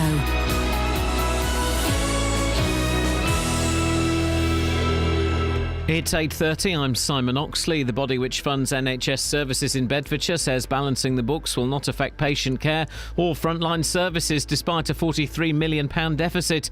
David Cameron will begin negotiations today on reforming Britain's relationship with the EU, and an undetonated German bomb from the Second World War has been found near Wembley Stadium, where Wycombe are due to play their playoff final tomorrow. Road closures remain in place. Three Counties Sports. BBC Three Counties Radio. And Wycombe will check on the fitness of goalkeeper Matt Ingram ahead of that League Two playoff final at Wembley against Southend tomorrow. Ingram missed both semi-final matches. Chairboys boss Gareth Ainsworth says they'll treat it like they treated the semi-finals. We're going to approach it the same way as we've approached all games. League form is gone. It's a tournament we've entered into, and this tournament's called the playoffs, and we've got to the final of that tournament.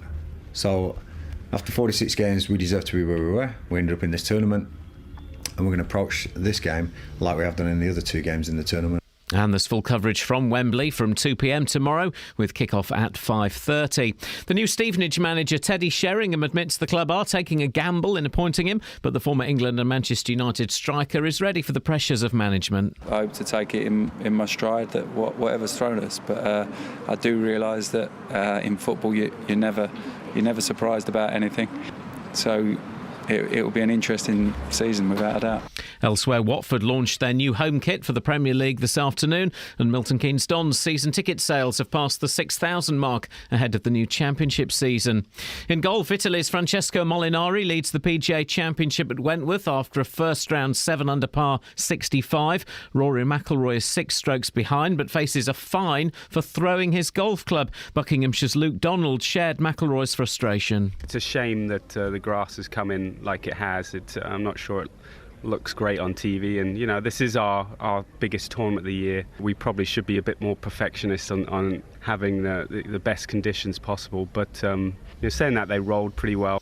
And England's cricketers will resume this morning on 354 for 7 on day 2 of the first test against New Zealand at Lord's. Joe Root hit 98 as England recovered yesterday from 30 for 4. BBC Three Counties News and Sport. The next full bulletin is at 9. Oh, blimey, hang on a minute. People in this country we can have that, yeah. deserve to have stuff for free. We can do that. We can do that. Morning, Iain Lee, BBC Three Counties Radio. Andy's on the line. Good morning, Andy. Good morning, Ian. What would you like to say, madam? Sir. Sorry. I'd just like to say how nice it is to have Paul Scoynes on the programme. Why is it so? That's gosh. Is this a wind up? No. Are you punking me? I think the kids call it these days. Are you candid cameraing punking me? Paul Scoynes. Yeah. Why? Well, because he does so many other programmes as well. It's about time he was on in the morning as well. he pops up. Provides a lot of information. He pops up from time to time. In fact, Scoynes, if you're listening, come downstairs. I need you to come in the studio for a second. Well, what information? You know I'm in legal trouble now because I was playing basically an advert because of Paul Scoynes. Yes, I go. I've got to play this now. Hang on. Oh, flipping it. The computers have all gone to cock. Hang on, I've got to play this now. By potato waffles, waffly versatile. They go with eggs, beans, chips, fish fingers. Oh, fish fingers.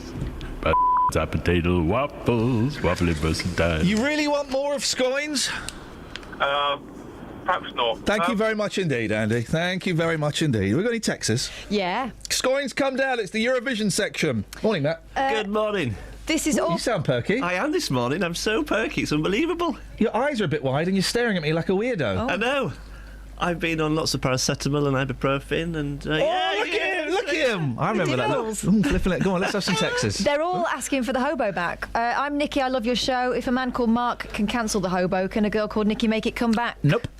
I'm glad you've stopped playing the hobo. I'm allergic to stray dogs wandering the land, having adventures, including meeting a character played by DeForest Kelly. Doing a radio show. Hey! Well, that was a bit disrespectful. Yep. A bit disrespectful. This one's better, isn't it? Well, yeah, Look, he even knocked my mic off. Yeah. You've knocked him off. Don't knock me off. Lisa says, instead of the hobo, can we have the mysterious cities of gold? No, it's not about old TV. There was the littlest hobo. It wasn't just because it's a cute old kids TV show. There was a reason for it. I don't remember. There was a reason. It was an artistic one. It's gone.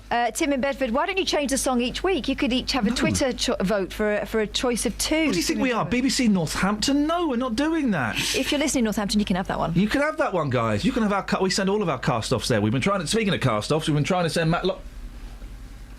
Sorry, Did you just stifle a burp? Yeah. Did you really? What? Yes. That's very noble of you. Well done. Now, listen. I've got to do this. He's standing up to broadcast. What is this, the late 90s? I'm like Foxy. Not Foxy. Danny Baker. I'm doing it so I can see you guys. Hang on a second. It's time for this.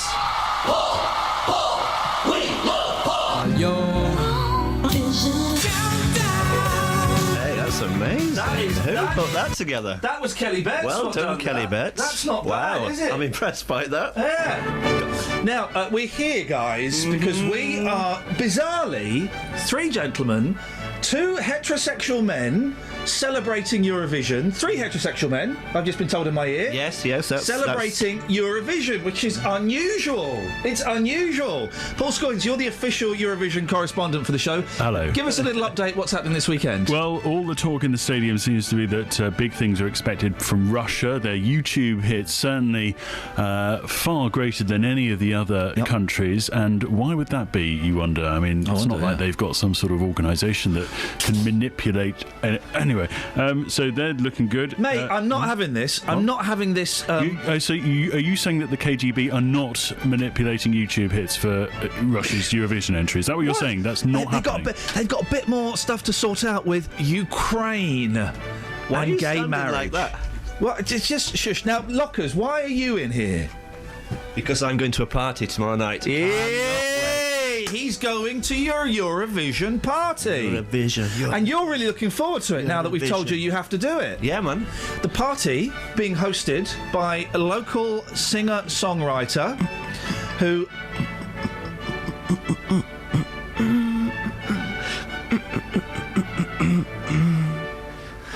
local singer-songwriter who is got a little bit of beef with the Eurovision. There's a gentleman, Mr. Raymond Marks. Good morning, Raymond. Morning. How are you doing, fella? You all right? Yes, fine. Let's just wait for this beautiful... tomorrow evening. Tomorrow evening. Now, so have you been watching the semi-finals, Raymond? Oh, yes, very, very carefully. What have you made of what you've seen? Well, Russia, the lady in it looks like my daughter-in-law, so my son is a man of taste. Oh, very, very nice. Is the song any good?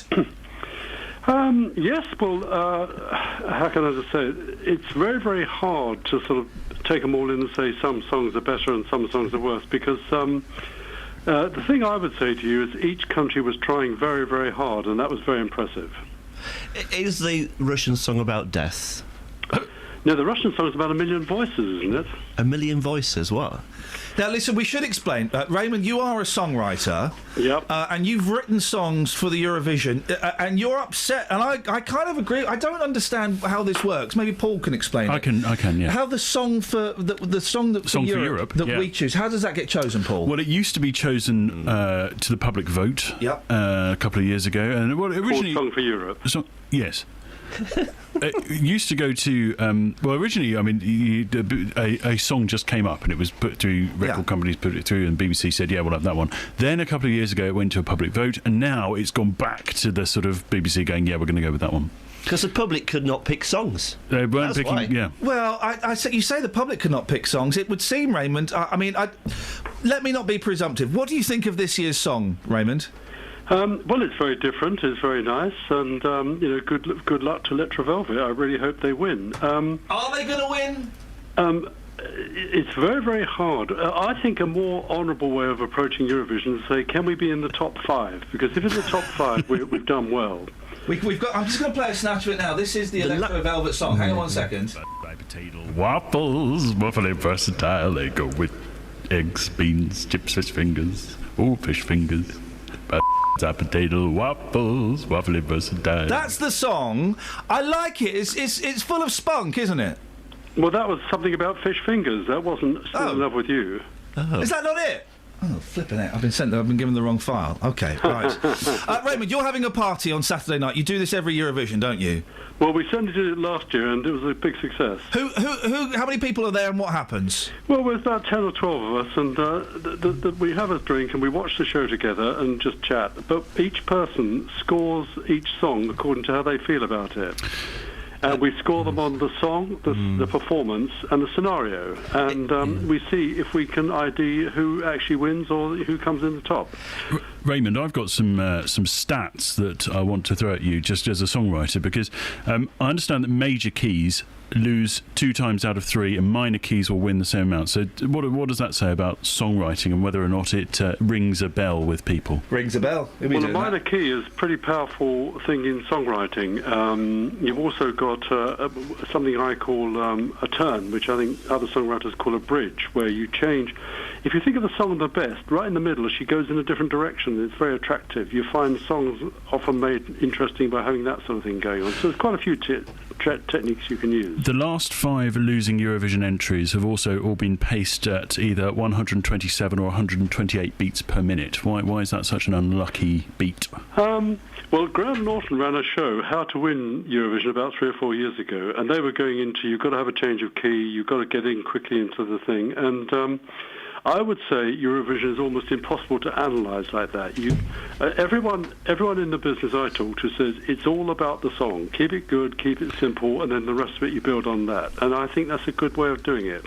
You've got to believe in the song, and Yeah, that's the way to do it. Interestingly, lyrically as well, can have an impact. If you use the word sunshine in your lyrics, for example, that's not good news. It's only been mentioned 5 times. Well, hang on a minute. What about Walking on Sunshine? Well, that's they came number 1. Indeed, but that's the only time that the use of the word sunshine in any lyric has ever been successful in Eurovision. I don't know, I mean, maybe that means something.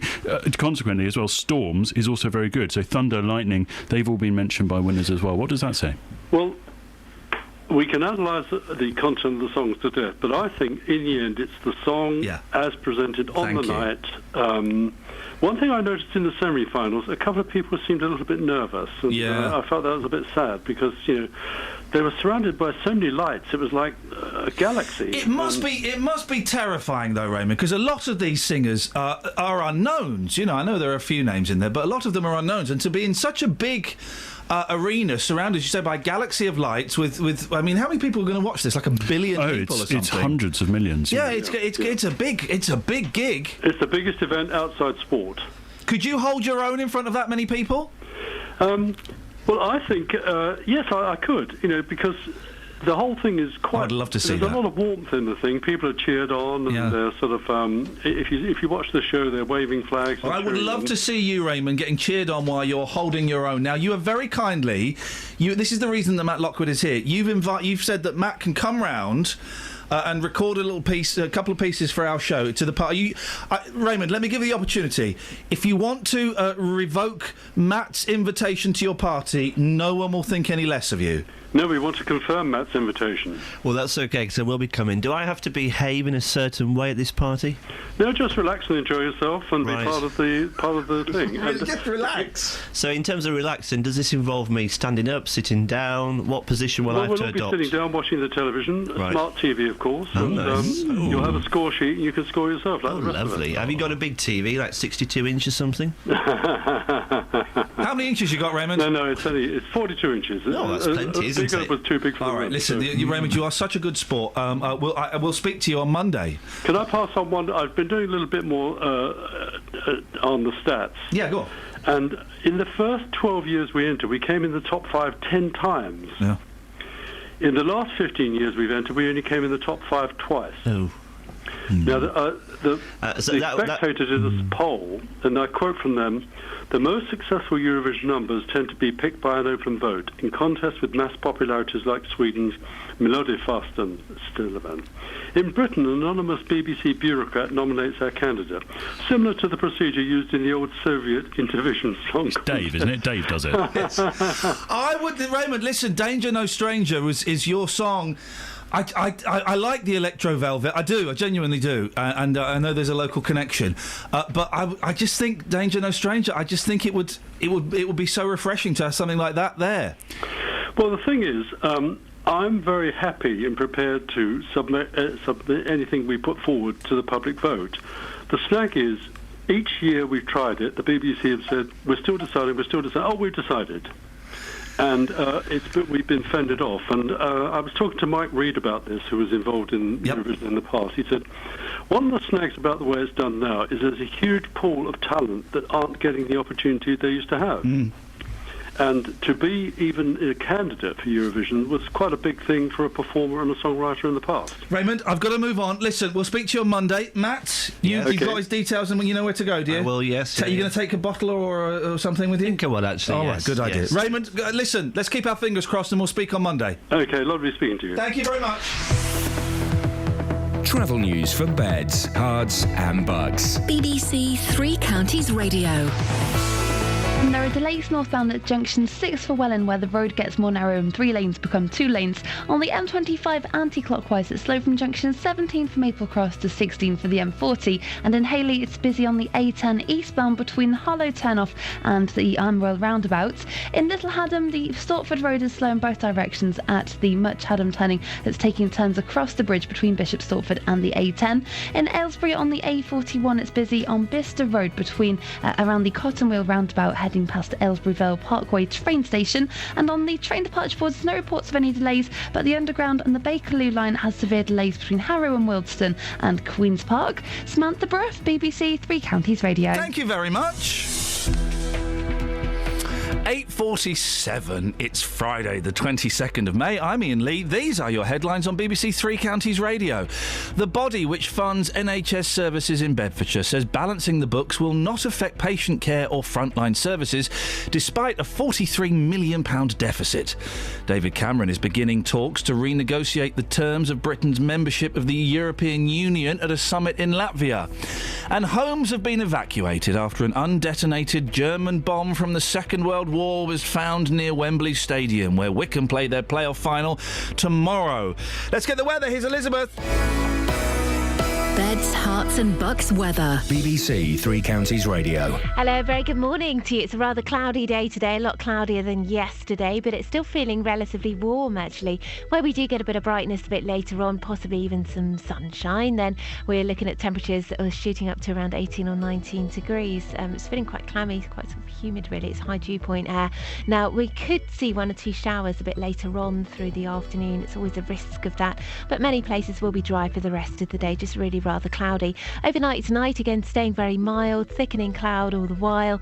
Lows of around 11 or 12 degrees in the towns. And for tomorrow, a cloudy start, but brightening up nicely. Some lovely sunshine, I think, tomorrow will see the best day of the bank holiday weekend, and it will feel a little bit cooler than today perhaps, but still highs of 16 or 17 degrees. Dry as well. On Sunday we'll start off on a nice bright way, some sunshine through the morning, but cloud thickening, outbreaks of rain for a time through the afternoon, and then sunshine again to end the day, but it will feel a bit cooler. So bank holiday Monday, a bit of a cooler, fresher feel to things, some sunny spells, quite a bit of cloud, and the risk of 1 or 2 showers. That's the forecast. Every weekday from 3. Local stories. People in Watford are being urged to celebrate their local heroes by creating a postcard in their honour. In other local news, rugby fans are being warned to watch out for fake World Cup tickets. Roberto Peroni. Now, a metal detectorist has discovered an archaeological find in a field near Royston in Hertfordshire. Taxi drivers in Luton are demanding to be allowed to drive in bus lanes at all times. There is to be a new station at the Leighton Buzzard Narrow Gauge Railway. Roberto Peroni. Weekdays from 3 on BBC Three Counties Radio. Morning, Alec. Good morning. What have you got for us? I just want to have a bit of a whinge. Go on, you've come to the right place. You're speaking to the whingiest man in Britain. Go on. Right. Can anybody tell me why buses that pick children up to go to school at this time of the morning have to park in the middle of the road, blocking the road, when they've got plenty of room to park by the curb on both sides of the car they've stopped by? Now, going on from that, having approached the company involved, and to ask the same question, they just hung up on me. Oh no! Now, Alec, how did you ask the question? Did you ask it in the polite yet slightly grumpy way you're asking me, or were you a bit more aggressive? No, just as I asked you. They hung up on you, did they? Yeah. Oh, well, that's no good. Where about? No, maybe not, because we might work out. No, we don't want that one. We don't want that one. Well, how long does it slow you down for? Oh, only a couple of minutes. Enjoy it, Alec. Enjoy it. Look at it as a gift from the coach company to get a little bit zen, to find your inner peace. Not got the time. Alec, you get to listen to us more in the car. That's surely got to be a bonus, hasn't it? Well, I suppose so. Thank you very much indeed. You see, what I did there was I turned that frown, Justin, upside down. Very clever. Very clever indeed. I've got to say, the update on your shoes... Yes, my sexy shoes, yes. I mean, it looks like you're wearing a slip. Have you seen our new follower, by the way? No. Check out his other interests. What are they? Well, have a guess. Just if you're over the age of 18 and you're not shocked by adult images, then check Steve Timmer's other followers, people that he follows. He follows us, and very, very niche following as well. And one football team. But you two are the only men. Well, are we? I don't know. It's hard to tell from those pictures. Are they the Babe Station girls? Mate? Yeah, I don't think they'd get work on Babe Station. Oh, even better then. Let's have a look. We posted a picture of you in slippers with no socks on. Excuse me, tassel loafers. Excuse me. Yep. Excuse me. We said, here's Justin Dealey, his choice of footwear. Retweet for Plum. Favourite for Icon.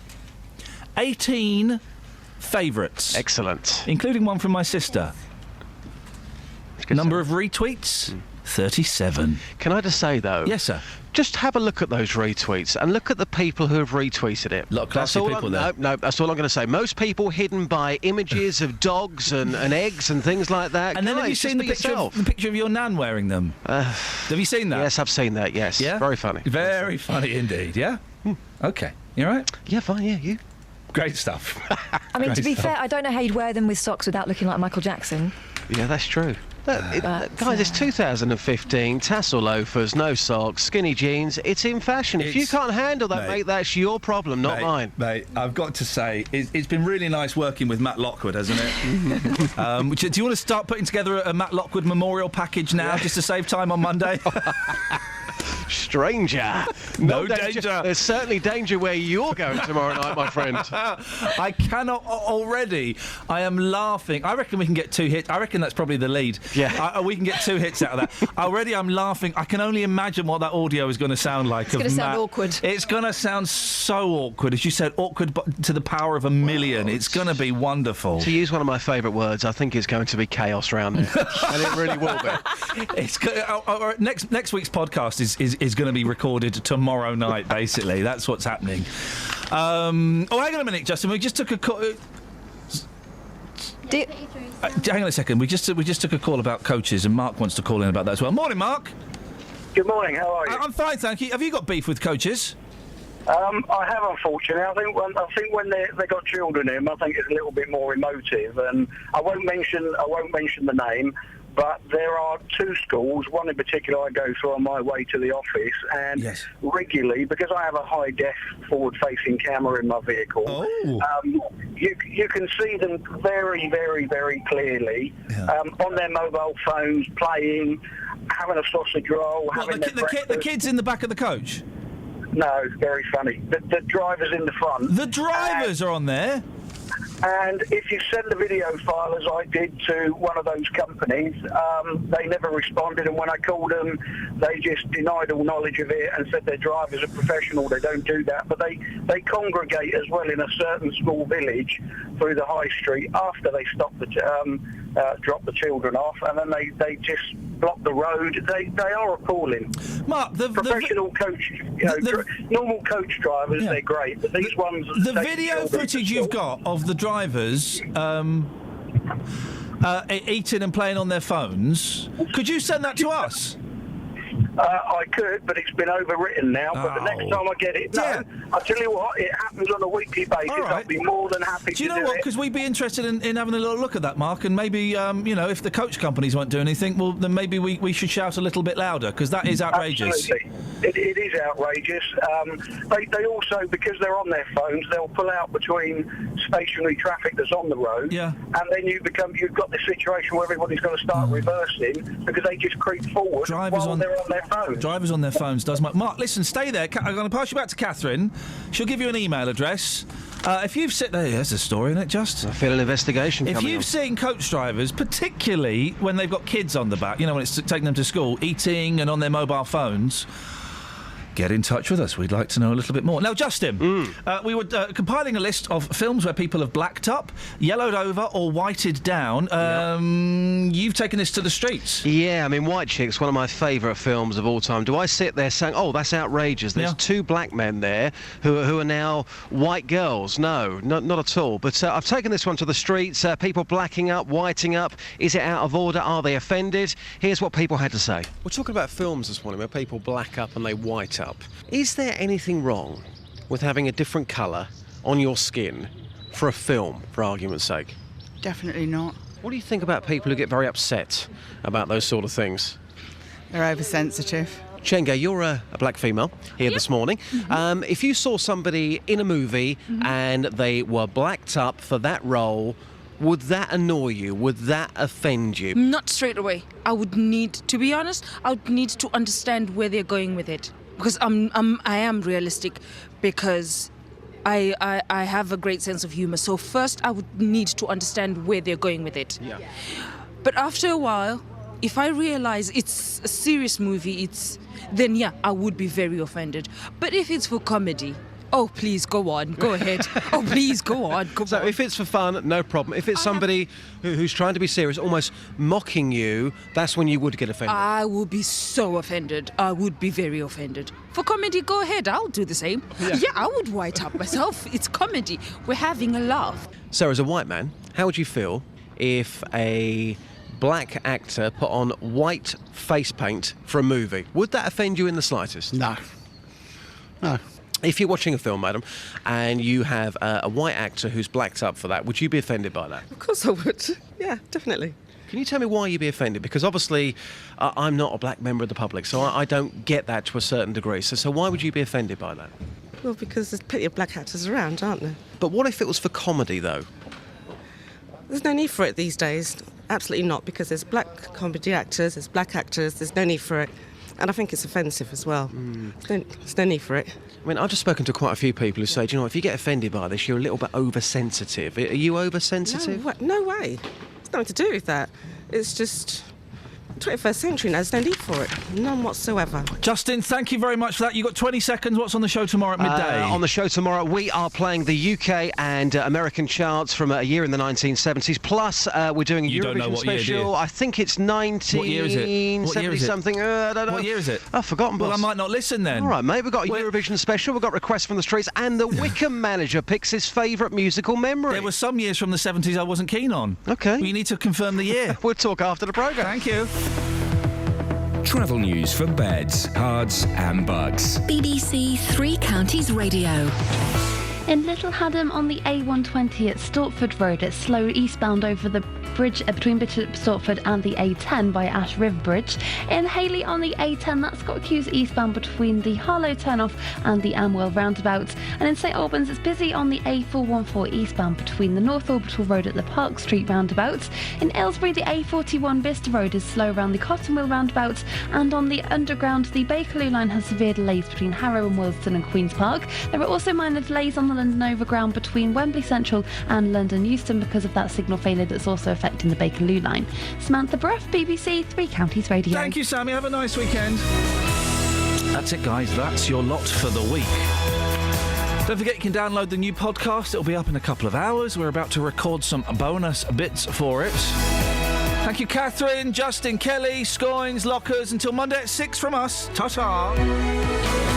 Local and vocal across beds, hearts and bucks. This is BBC Three Counties Radio. Thank you, Iain. Good morning. Welcome to the JVS show. I'm Jonathan Vernon Smith. It's Friday. It's 9 o'clock. And on today's Big Phone-In, should the anti-Islam protest be allowed in Luton? 28-year-old Jada Franson is the deputy leader of anti-Islam political group Britain First. On the 27th of June, she's coming to Luton to march from the train station to the town centre, where she hopes to address hundreds of supporters. Jada says on Twitter that the Allah in the Quran that Muslims worship is Satan, not God, and her Twitter profile declares that Islam is destroying the world. The Labour MP for Luton South, Gavin Shuker, says he'd rather Jada and her group didn't come to Luton, but only the police and the Home Secretary can actually stop them. Well, Jada will be live on my programme in just a few moments' time. Listen to what she has to say, and I want you to come on and have your say as well. Come on and speak to her if you wish. Should the anti-Islam protest be allowed in Luton? Pick up that phone, come on and have your say on 08459 455 555. This is the JVS show on BBC Three Counties Radio. I'll take your call in just a second, but first, let's get the latest BBC News. It's 1 minute past 9. Here's Simon Oxley. The headlines: healthcare pledge in Bedfordshire, Cameron meeting EU leaders, and bomb discovered near Wembley ahead of Wickham playoff final. BBC Three Counties Radio. The body which funds NHS services in Bedfordshire says balancing the books will not affect patient care or frontline services, despite a £43 million deficit. NHS England England has provided a cash injection of £31 million for the Bedfordshire Clinical Commissioning Group. Nick Robinson is the newly appointed Accountable Officer for the CCG. The legal directions, the special measures from NHS England are so important here. They're going to provide that oversight and continuity, and they're also going to help do the lessons learned exercise that we can give assurance to the wider public across the country that if there are issues that happened here during last year, all of the other CCGs can learn the lesson. David Cameron is beginning talks to renegotiate the terms of Britain's membership of the